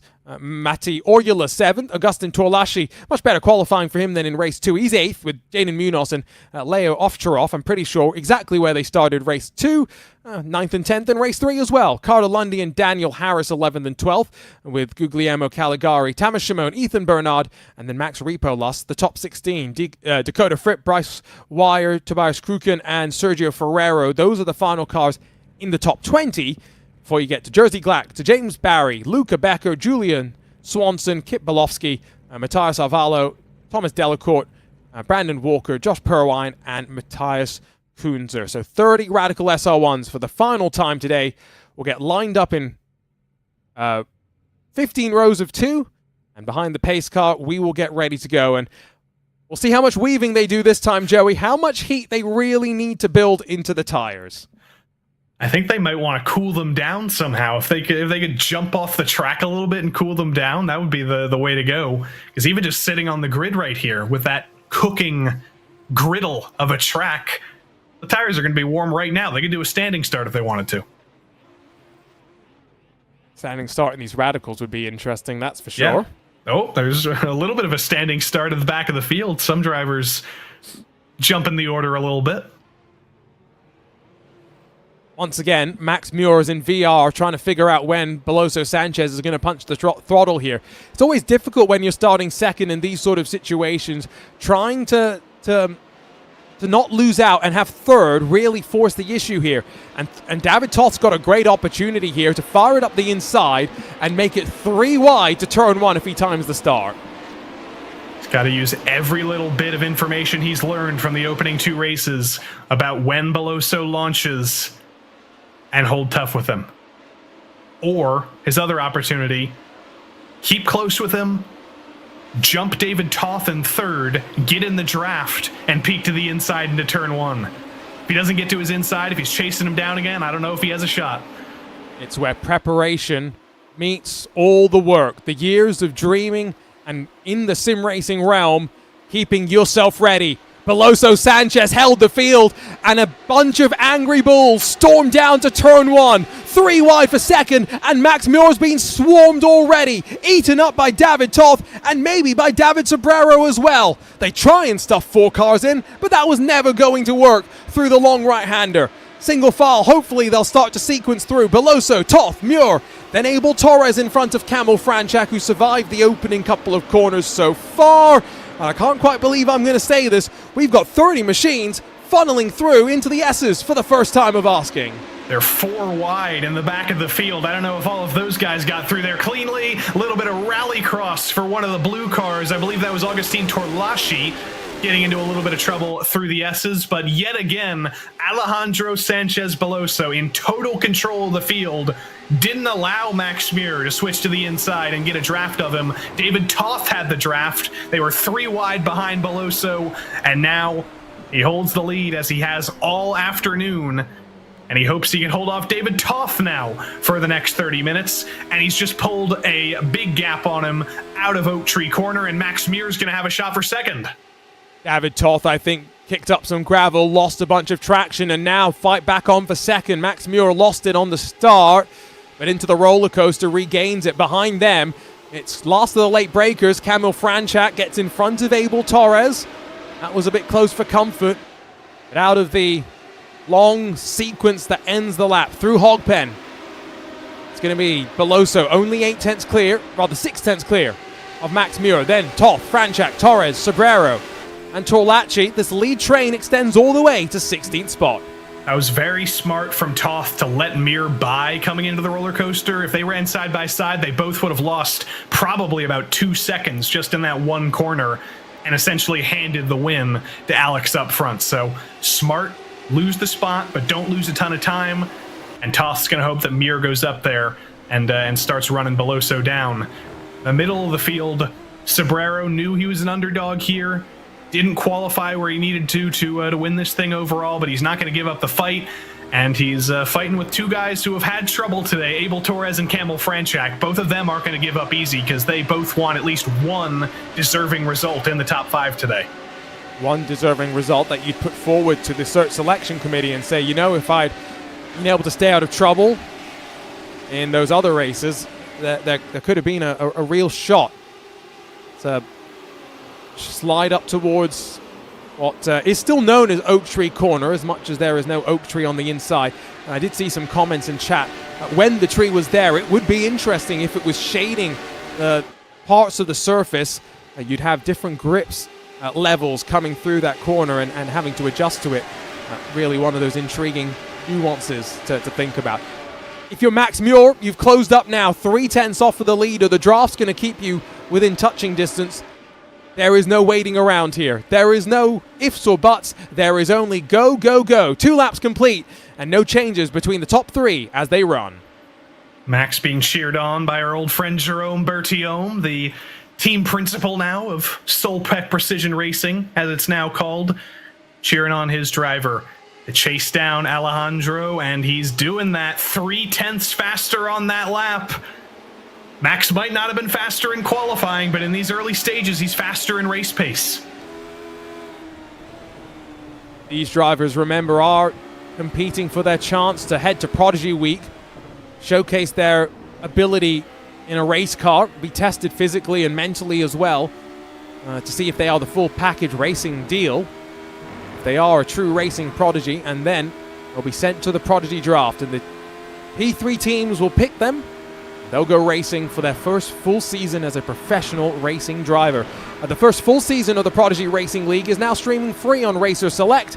Catch all the racing action on platforms like Roku, Freevee, Plex, Samsung TV Plus, LG channels, and more. For the full list of where to watch, head to racingprodigy.com. Onto the back straightaway, out of turn 6. Depends on which track map you look at, actually, because they all have a different number of corners. Turn 12 on the one that I'm referring to right now. Don't think Muir's going to have a look this time. Behind, Franchak closes up on David Toth as well. I wouldn't be so sure. There he goes. Here he comes. Looks to the inside, which becomes the outside once you work through the right-hander. Pelosi Sanchez says, no thank you. Yeah, he went for a look. I think it might have been smarter to not go for it, but he had an opportunity, didn't want to waste it, threw it to the outside, and then just got a little bit out of shape coming into the roller coaster and lost a few tenths again. He's under pressure from Toth now into turn 1. If Toth can have an incredible corner here, he might have a shot, but he knows it's probably not smart to send that in there. Muir is fast enough to catch Pelosi. He just, once again, like we saw at Sebring, needs to catch him in a better place where he can actually make a move and not in those very difficult opportunities that he seems to always find himself in. I think what he needs to do is Tobias Kruken goes alongside of Jerzy Glack for 15th and 16th positions. What he really needs to do is make the move in a place where Beloso Sanchez is compromised sufficiently that Toth, Franchak, Torres, they all have that chance of making their way forward, right? Because really, what all the drivers are thinking right now isn't that I need to pass the leader, it's that we need the leader to lose a bunch of spots for us to even be in contention. On board with Kruken on the 4th lap of the race. In front of him, Jerzy Glack bobbles over that outside curb, but short run then into the actual brake zone of the Oak Tree corner as Jaden Munoz. Has he blown an engine? Look at the smoke up in front. Oh no. Oh, Jaden. Bad shift most likely, and he pulls off into the grass. Unfortunate way for Jaden Munoz's day to end. Great start at Sebring on the podium, but nope, it ends in a puff of smoke. He's not giving up. He's actually going to come back to the pits, but he was just pulling off to let everybody by. Got to give him at least that. Not wanting to I don't know if he's going to make it back compromise. before it blows up entirely, but we'll see. We'll have to wait and see indeed. So, frustration for one. Meanwhile, front of the field, Max Muir going for it. I tell you what, Camel Franchak's going to try and go for it on David Toth at this rate. They're going to trip over each other at some point. That's what I get the feeling, is that those further behind aren't going to be patient at some point. We're 7 minutes in, we've got 23 minutes left to go. At some point, you've got to pull the pin. At some point, you've got to hope that Max Muir gets a little bit overeager, ends up side by side with the race leader, and ends up pushing him off the track a little bit. That's what Toth is hoping for. That's what Sobrero in 6th is hoping for. And honestly, that's what Max Muir is hoping for as well. He gets very, very close. Coming down the hill into turn 10, you can't really make a move into turn 11 into the first half of Oak Tree, but he's very close. If he can get a great exit here down the back straight, it's a good exit. It's a better exit than the race leader. Muir's going to have another shot here. Can he get to the inside this time, or is he going to have to do it the long way around again? I will say David Sobrero made his move on Abel Torres by getting to the inside at Oak Tree Corner. You can make it happen in the line. Is Max Muir going to be able to stick around the outside? He's going to try, a bit more confident this time. Bleeds back into the line, though. This is nervy stuff. He's testing. He's pushing the limits of what's possible here. He's got to find a way to the inside. I don't know if that's going to require maybe putting 2 wheels in the grass down the back straight, but he needs to find a way to the inside into turn 14, or else he's just going to keep getting shoved out wide. Can he dive into the inside to turn 1? This is the closest he's been. He had the opportunity, but he wasn't late enough on the brakes. I think Alex Beloso realized that Muir wasn't close enough to make that move work, but I think he misjudged it a little bit. There was an opportunity. It just would have required the latest braking that Max Muir has ever done into turn 1.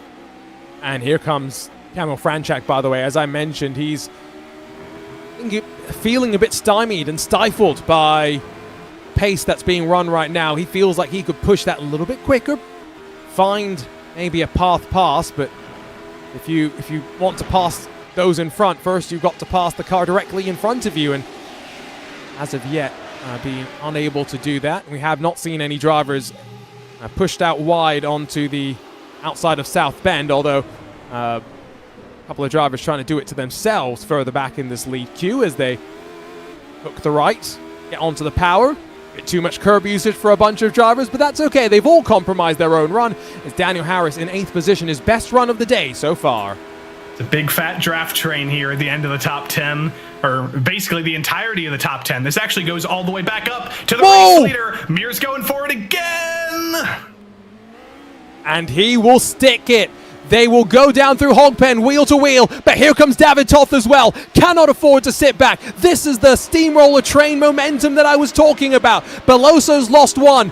New race leader for the first time today, and the choo-choo train's pulling up to the back of Beloso and looking the long way around to turn number 1. It's going to be tough to do it around the outside in turn 1, but if Toth can do that, he's on the inside for the next corner. Kamil Franchak to the inside into turn 1. I don't think Beloso wants to see him there. That's not a good driver, judging by how the rest of the races today have gone to have the inside of you. But Toth does get by Beloso. He's now down to 3rd. Franchak's up next. You know he's going to be aggressive. Abel Torres is going to be aggressive. I don't know. It's a downward trend for Beloso right now. Joey, you cannot see the smile that has developed on my face from cheek to cheek. I'm looking like Lorenz Herzing right now. For those who know our P2 championship driver for Thibaut Courtois Racing. So, for the first time, cracks in the armor. Although, let's not forget, Sanchez Beloso has been in this sort of a situation so many times before at the top level of the sim racing world. Will he crack under the pressure? Remember, 6th or better gets it done, so he can afford to drop behind Franchak, behind Torres, behind Sobrero. What does now happen, Joey, is that Muir and Toth will start to fight, because if it does end up that Beloso drops to 7th, Muir and Toth have got to win to grab the Prodigy Pass away. So it comes down to the battle on track between these two, the 11 and the 8. And that is a little bit of solace for Beloso, knowing that those two guys are likely going to slow each other down and likely trip over each other again. He might not need that, though. It was a great run out of Hogpen for Beloso. Doesn't get the run, though, as Toth has the draft in front of him as well. The draft train of the entirety of the top 10 is just going to continue here. One by one by one by one into turn 1. Kamil Franchak's the first driver who takes a peek to the inside at least, but he's nowhere close enough to make the move on 3rd place yet. Look at the body language of all these cars. Stiffly sprung radicals. The SR1 that was used in previous Prodigy weeks, often described as an introduction to slicks and wings. This is far beyond that. More downforce, more power, more speed. Requires more of the driver. And fortunately, since we're in the sim racing world, not more physically, because you're having to carry the increased G-load. That was very close. David Toth closed up to the leader, coming over the top of the left-hander. As behind, David Sobrero and Agustin Torlaschi continue to argue over 6th and 7th positions. These drivers are right on top of each other. This is maybe the closest that they've been in a handful of laps. And so is Toth going to decide to have a look? Will Beloso force his hand here? Does he think that he can force the issue? No. Toth goes of his own accord, pops to the outside, exactly how Muir got the race lead a handful of laps ago, and the Hungarian sticks there. Door slam shut down through Hogpen. Muir was a little conservative on the inside. He gave Toth tons of room, but Toth wasn't able to use it. Got a little bit loose on the exit and couldn't get the run. Beloso has a bad run out of Hogpen. He's got draft help in front of him, but he's got Kamil Franchak behind him looking to his outside into turn 1. Is he going to be able to switch to the inside? He's not. But Franchak is there. Torres is there. Sobrero is there. And there's a little bit of contact between 2nd, 3rd, and 4th. And then David Toth blocks the path of Beloso Sanchez, and now Franchak almost runs into the gearbox. Nose to nose, they're all stacking on top of each other. The train runs 12 cars strong now. Glack and Kruken have been dropped from this lead train that's continued to develop almost halfway through the final race in this iRacingRadical SR8 Cup final. Remember, if you're just joining us, stakes are simple. If Beloso Sanchez in that 47 machine can finish 6th or higher, a Prodigy Pass is his. He is headed to Prodigy Week to be tested, and his chance of becoming a professional race car driver becomes that much closer. But behind him is Polish fighter pilot Kamil Franchak, keeping the pressure on onto the back straight for the 9th time in this race. It's a little bit of a dogfight here, and Kamil yet again is close. Alex is a little bit further off from the front too. He's going to get less of the effect of the draft this time. Toth's going to get a full effect of the draft. He's not close enough to go for a move this time. Still going to be single file through the roller coaster, but Franchak looks hungry. The second he gets an opportunity again, I think he's going to be able to take 3rd from Alex Beloso. And once that happens, I don't know how he's going to be feeling. Is he going to be able to keep the momentum up? Or is the train going to continue to just steamroll him? Because look who's behind him. It does go all the way back to Tomasz Szymon, and in total, across this train, it's maybe a 2-second gap. One mistake will drop you all the way to the back in an instant. I think that's hopefully the thing that's going to calm down Beloso, is the fact that as long as he stays out of trouble, it could be worse. He does have Manuel Kubo Torres as a spotter, part of the Apex Racing team, probably helping to work through this race right now as well. It's always nice, Joey, having an extra resource in your ear. It is. There's not going to be a ton of drivers who have that, but especially at this track, it's very important where there's tons of blind corners. It's a car where you do have quite a bit of visibility, but still there's some blind spots. It's always useful, especially in what's almost like a NASCAR-style pack race here. Have a spotter telling you who's coming, who's got momentum, who's looking to your inside, who's looking to your outside. It's always helpful. Not the best exit, I think, from Toth initially, but close enough that he'll stick into the draft and now suck right up to the race leader on the 10th lap of the race. Is he going to go for it? Yes, he will. Here comes the Hungarian. They did this once before. Toth was brave around the outside. And Muir gives him the space, he's given him the room, and down towards Hogpen. They're still wheel to wheel, stacking up behind. Franchak avoids running over Beloso. And new race leader, David Toth, hits the front. Max Muir runs off the track. Here comes Beloso. Which way does he go? Goes the long way around. Behind him, Franchak's lost a whole bunch of momentum as well. And so now with Abel Torres in 4th, Sobrero in 5th, Beloso's going to be left on the high side, watching for the contact. Here comes Abel Torres as well. Muir did a good job of using the side draft down the front straight to make sure Beloso didn't clear him into turn 1, but he wasn't able to force him wide. He wasn't able to force him into a mistake. He's still 3rd. And that's not going to be enough for Toth or Muir to win the championship overall. They need Veloso to start losing spots. They need to race him a little bit harder. They want to race him clean. They don't want to force him into the grass, but that's essentially what they're going to need to do to force him into a mistake. I have no idea what's going to happen here. I thought I came into this race, even before qualifying, thinking Veloso Sanchez was probably comfortable. Not anymore. Not anymore. And Abel Torres is having his best run of the day. Love the helmet, by the way. Look at that. It's lovely. It looks like the... what does it look like? I don't know what it looks like. Anyone who's designed helmets on iRacing knows just how much work that was. David Toth has to watch, because here comes Max Muir. Our championship leader sits behind and plots. Which way does he go? There's some sliding. David Toth not fully under control.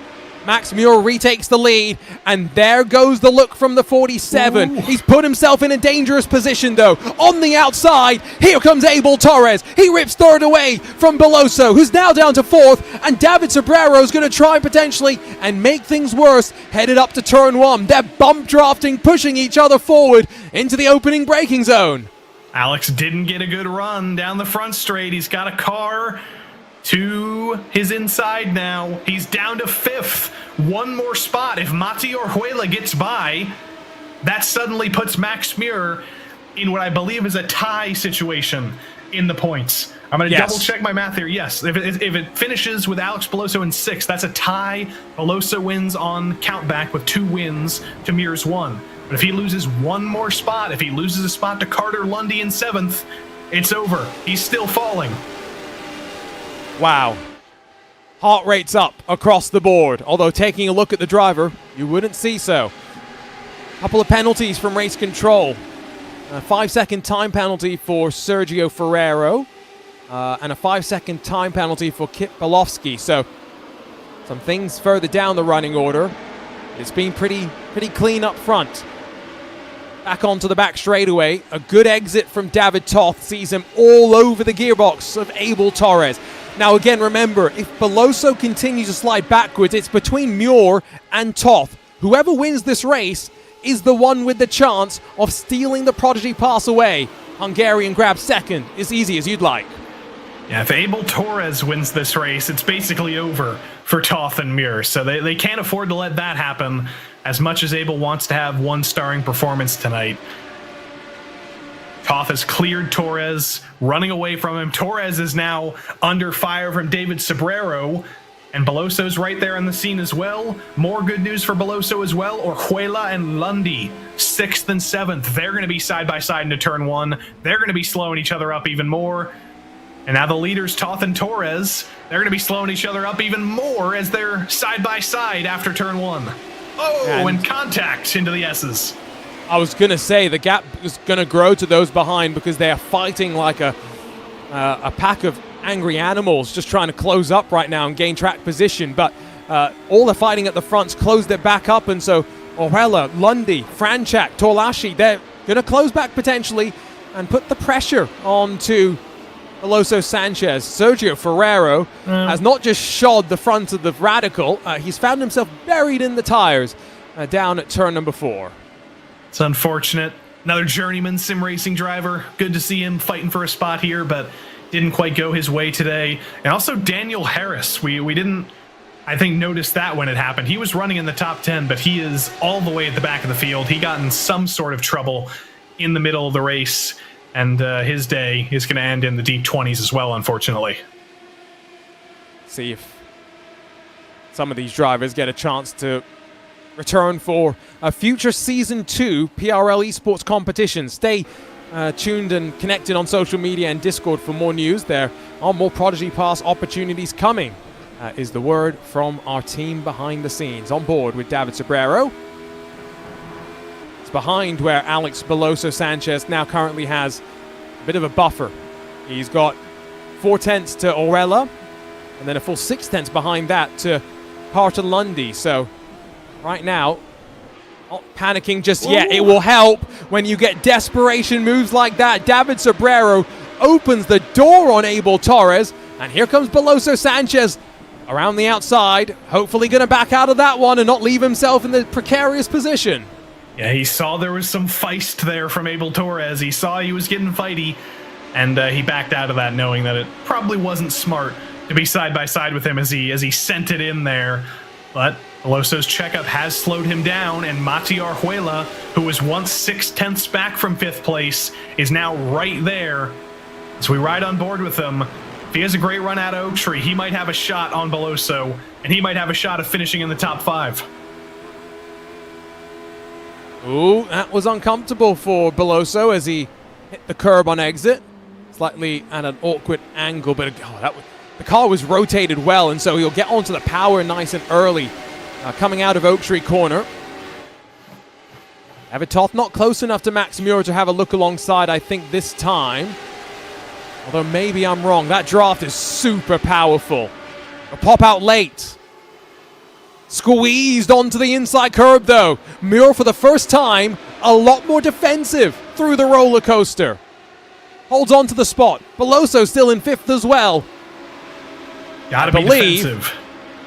I believe 4 laps left to go, Joey. Yeah, this race has flown by. There's only 6 minutes left. Likely 4 laps left. Doesn't feel like it. It feels like we've been here for about 5 minutes because they've been racing all race long, but it is starting to be crunch time, and that's why you're starting to see Muir get a little bit more defensive. You're starting to see some guys get a little bit more aggressive on the brakes. They're taking risks that they might not have taken otherwise. Belosso's up to 4th. He was able to get by Torres. He's starting to take risks as well. He took a big risk through turn 1, I think, as well. Committed deep under the brakes, left himself vulnerable to contact with Abel Torres, but they both got through there safely. That might be the sort of risk that's worth it. The justified, the calculated risk that gets you that Prodigy Pass. I see Ciro Zambra is watching along in our Racing Prodigy YouTube chat. Obviously, one of the Williams Sim Racing drivers in the P3 Championship last year, but he's also been doing some racing with Beloso Sanchez in the Racing Unleashed world. So I'm sure he's seen the ability for Alex to jump into a car and pick it up on relatively short notice as well.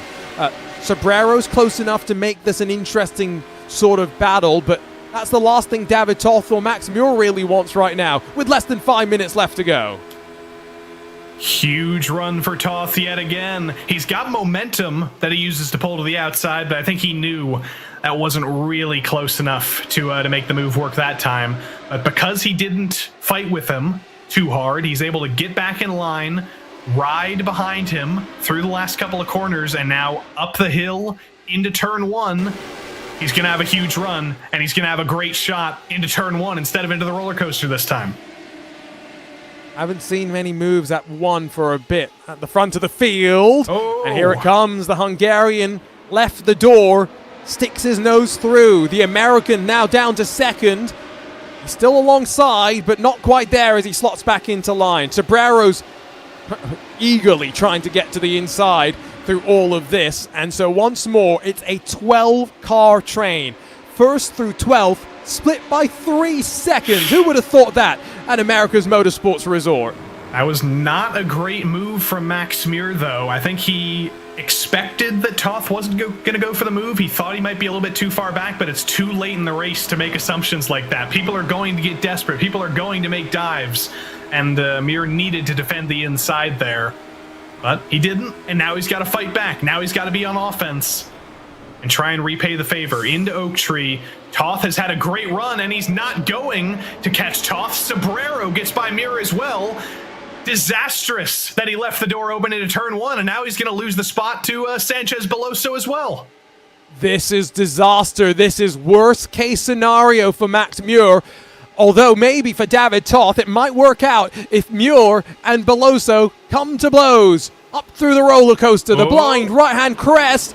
They touch once again, and neither one backing down. Through Hogpen, it's going to be Muir left on the outside. Beloso Sanchez, his Prodigy Pass hopes in the line. He touches Max Muir off through Hogpen, and race control will intervene. What will the decision be?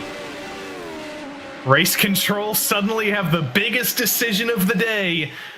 Contact between the two championship rivals coming into the final corner. Huge dive in the background from Mateo Orjuela to the inside of Abel Torres. If he does another dive like that on Alex Beloso, this might not be over. It might not be over at all. We have to wait for what race control decides. I'm just calling it right now. If it's a 5-second penalty, it's over. It's over. David Toth is going to grab the Prodigy Pass. And we've got 2 and a bit minutes left on the clock. 2 minutes for race control to try and come to a decision before it goes to the post-race. So we'll see how quickly they can work through that. Meantime, Orjuela, Torres, up through the S's, almost connected, bumper to bumper. Abel Torres feeling hungry in the number 10.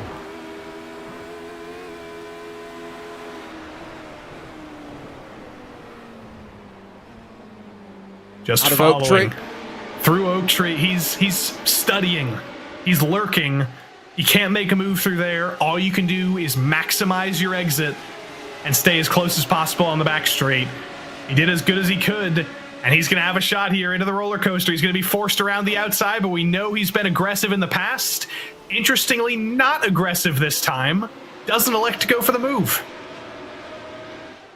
So we will head on to the final lap of the race. David Toth is doing what he needs to, leading and hoping to win this race and see things fall by the wayside as they will. Virginia International Raceway, the home of chaos for us here in the iRacingRadical SR8 Cup Finals in the Prodigy Racing League. 1 lap left to go. Sobrero not close enough into turn 1. Sobrero is also mathematically in this technically, but he needs Toth to finish 2 spots behind him. If Sobrero wins, Toth finishes 3rd, and Beloso finishes 9th. Sobrero could also win this Prodigy Pass, but it is getting exceptionally more difficult with every second for those realities to start to seem real. Beloso's actually pulled a 1.5-second gap now over 4th place, so he's starting to extend that gap a little bit. Even if he does get a 5-second penalty, it might not be over if 4th and 5th keep fighting. Looks to the inside. Whoa. And David Toth forced off the track. Ooh. Alex Beloso back up to 2nd. This is, well, what the format was meant to bring. Now, on the back straight for the final time, which way does this go? Weaving back and forth once again like they're a snake in Indianapolis during the month of May. David Sobrero closes the door. That was a bit reactive if you ask me, but they'll get away with it. For the final time, into the roller coaster section. In the iRacingRadical SR8 Cup Finals, Beloso bleeds out of it. He knows he can't afford to fight too hard. Sobrero's going to win it with David Toth in tow. But the question will be, what will race control have to say? Because at least right now, out of the final couple of corners, Alex Beloso Sanchez will cross the line thinking he has won a Prodigy Pass. David Sobrero wins the race, but who knows who's headed to Prodigy Week later on. We just know it won't be Sobrero. He's got the race win, but there's no way he wins this overall because he only beat Toth by 4 points. He had a 5-point gap back to him. It's all down to race control now. We got to go to VAR. Seems to be a bit of a theme in 2025 with our esports tournaments, regrettably. But we will get confirmation as soon as we can. I think my suspicion is, Joey, Beloso was racing with Max Muir, right? They were both going through the corner. We didn't get the best angle from the live picture, but I would not be shocked if that is a racing incident. I would also not be shocked if it's a 5-second penalty. So I'm going to stay very comfortably on the fence where I am right now and continue to accumulate some splinters. Yeah, it's very difficult to run side by side through the final sector. Alex is celebrating. He seems to think he's okay. But I don't know. Post-race review. No results are final. We haven't heard anything, whether it's no further action or penalty otherwise. I don't know how long we're going to have to wait. I assume if we don't hear anything for a couple minutes, it means no further action, but I don't know, Arjuna. We're in unknown land. We're in the Twilight Zone somewhat. Mm-hmm. We are waiting for the signals to be fed on through. I'm just looking down at Discord messages to get the final points totals, because the way it has shaken out, 113 points for Alex Beloso Sanchez, David Toth with 102, David Sobrero with 101, and then Max Muir 86, Jaden Munoz and Tamas Shimon tied on 65 apiece. But again, remember, that is provisional pending penalty, however you want to say it. I'm just waiting to see if there is going to even be anything about that. A little bit of contact before we go and have a chat with a hopefully very, very excited Alejandro Beloso Sanchez. And now we've got to remember the middle name, or second last name. Sanchez Beloso, however, I believe is the final. ABS. ASB. Alejandro Sanchez Beloso. All right. I'm also hearing conversations happening in Zoom now as well, so it's really great that there's so much happening right now. I have been told they are going through incidents now. I don't know if they're going through the incident that you and I are most interested. So we'll get to that as soon as we can. But yes, a traumatic event. And Joey, it was great to have you back in the PRL world with our SimCenter Golden Ticket Finals. What was that, last month? Or maybe even 6 weeks ago. Something like that. Back again here. And it's good to hear that we've got some more Season 2 PRL esports opportunities coming up for the likes of Max Muir, Jaden Munoz, and so many other drivers in this particular final that will be thinking their journey is not done. Camel Franchak, another driver who had bad luck from the start but was impressive in race 3. He'll be looking forward to yet another event. And I think back to Season 1, we kind of pared down the field with every event. Gustavo Ariel won like the first event, so you didn't have to fight with him anymore. And then as the top drivers kept getting skimmed off the top, more and more drivers got their opportunity to win. And I think that's going to continue to happen across Season 2 as the top drivers get taken away, power vacuums open, and there's many new chances to win many more Prodigy Passes. I'm just waiting for the penalties that have started coming through. Haven't seen anything about Sanchez just yet, but there's something else for Max Repolus that's just come through as a 5-second penalty. I've been told we're going to interview all three, but I'm not quite sure how this is going to work. So I'm going to stab in the dark and I guess hope this works. And we'll see how it goes. I'm going to hit this button and see if now we can chat to Alejandro Beloso Sanchez, who's hopefully hearing me and hopefully ready to have a chat with us. Alejandro, what a dominant performance from you in those first 2 races. Tell us, how were you feeling going into that third and final race? Were you stressed? Were you thinking that you had it all kind of wrapped up at that point?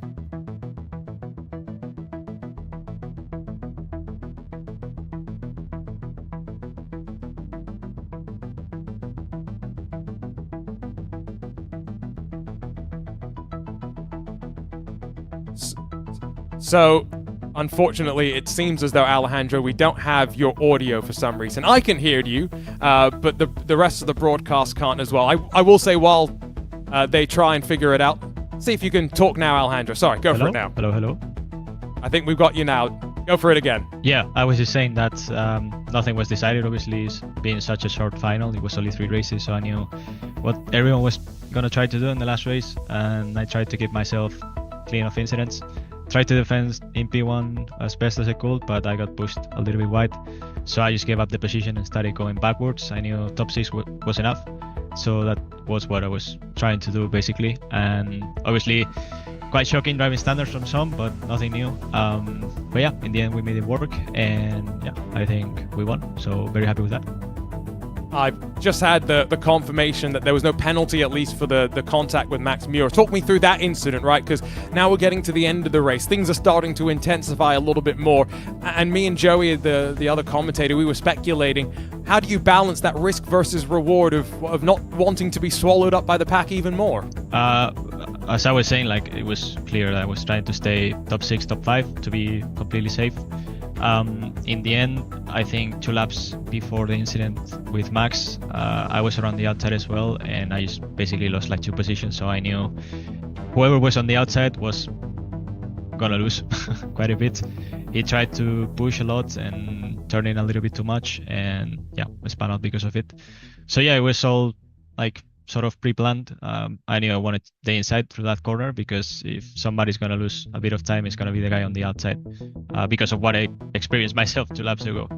But yeah, in the last lap, for example, it was quite a clear thing of risk versus reward.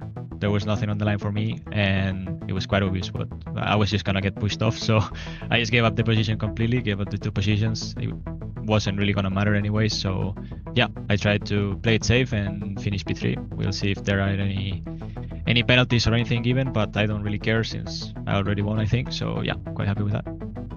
Yeah, I think let's talk about it, because I think provisionally I agree with you. I don't see if there's anything else really that you should be too worried about from race control. So provisionally, congratulations, you have won a Prodigy Pass and you're headed to Prodigy Week. You are a long-time sim racer at the top level. What does this mean to finally be able to take those next steps in the professional racing world?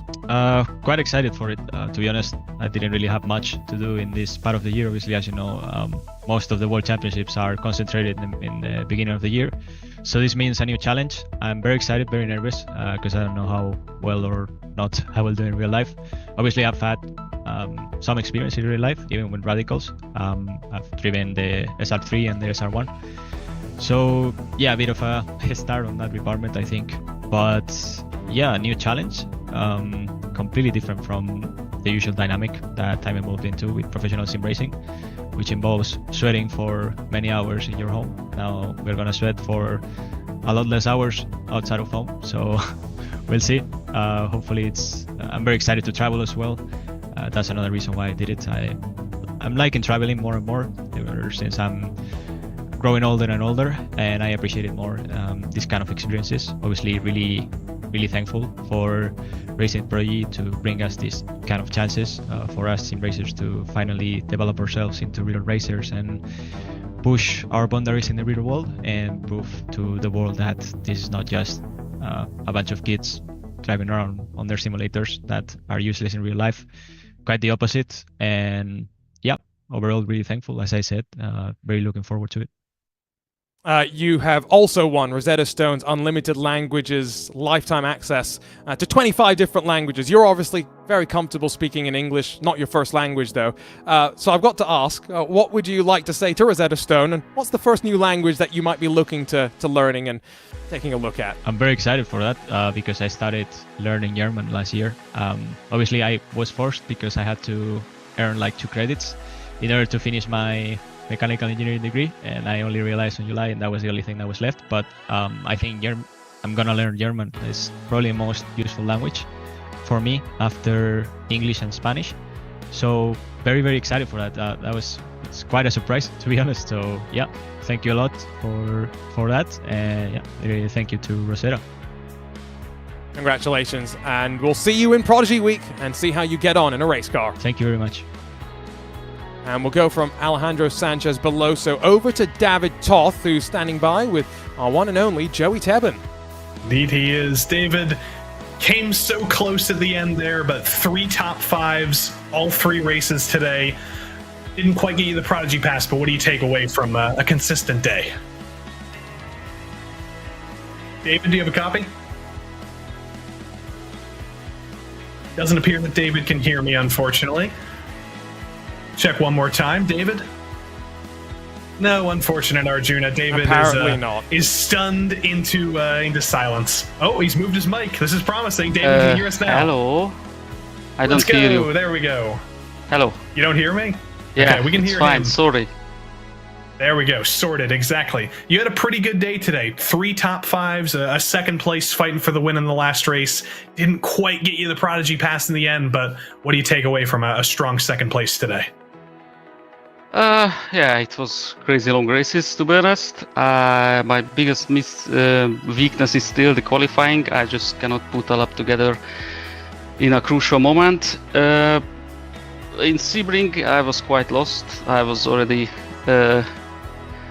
talking to my teammates that I won't make it because I was just couldn't fast enough.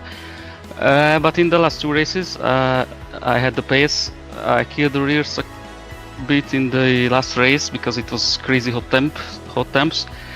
But obviously I'm I'm happy because it was good races. It were good races. Sorry, I can't speak. I'm just too nervous still. But yeah, overall, I had a pretty good fun, and I congratulations to Alex. Sure, future Prodigy events we'll see you back, continuing to fight for Prodigy Pass in the future. So congrats on second, and hopefully we'll see you next time. Thank you. David Toth coming home in second place at the end of today. Do we have third place David Sobrero is now my question. No. I don't know, but who I do know is I know we have Arjuna. Welcome back. Yeah, no other chats. I thought it would be a good chance for us to catch up with David, given how close he did come to grabbing a Prodigy Pass. But Joey, time for us to say goodbye once again, and hopefully not for too long before another PRL Season 2 esports tournament is around, but nothing currently on the schedule, so everyone should stay connected on social media, on Discord, because when it gets announced, that will be the place to hear about it. I'll be ready. Who knows what's coming up next? We've had Radicals, we've had a GR86 event. Who knows what's next? All I know is that we're going to see a lot of those names that you saw starring today in future events, continuing to star, and maybe some new names. It's always open to the public. Always new names like Max Muir who are ready to come in at any moment in time. So I'm looking forward to the next one, whatever it is. Arjuna's going to go fly to North Carolina very soon, and I am going to disappear into the void. Northern Carolina even. But yes, the first full season of the Prodigy Racing League is now streaming on Racer Select. Catch all the racing action on platforms like Roku, Freevee, Plex, Samsung TV Plus, LG channels, and more. For the full list of where to watch, visit racingprodigy.com. And a huge thank you to all our incredible partners, iRacing, Racing Electronics, Wine Country Motorsports, MPI, Wimna, PitFit, Racers Physio, Racer Network, and Solo Parent, and of course Williams as well, for pioneering the next evolution of motorsports with us. We are so grateful for the support from our teams, drivers, coaches, and fans. This journey doesn't happen without you, and we're proud to be building it together. For our team behind the scene, Joey Tebben, Arjuna Kankipati, signing off with Alejandro Sanchez Beloso, the winner of a Prodigy Pass. Let's go! The world's first gaming-to-real racing league is here. The search is on for racing prodigies from around the world to test behind the wheel of real race cars. Racing is no longer just for the wealthy or elite. The future of motorsports is now, and it's open to all. We're about to change the game. In Season 1, 32 of the best racing gamers were sent to real-world tryouts in Atlanta, Georgia, all expenses paid. 24 were drafted by 6 teams inside the Williams Racing Fan Zone in London during the Formula One British Grand Prix, receiving paid professional racing contracts. Now, these drivers are competing in the 10-round Prodigy 3 Championship to climb the ladder to the Prodigy 2 and then the Prodigy 1 Championship. The search for racing prodigies continues. Are you a racing prodigy? Compete now.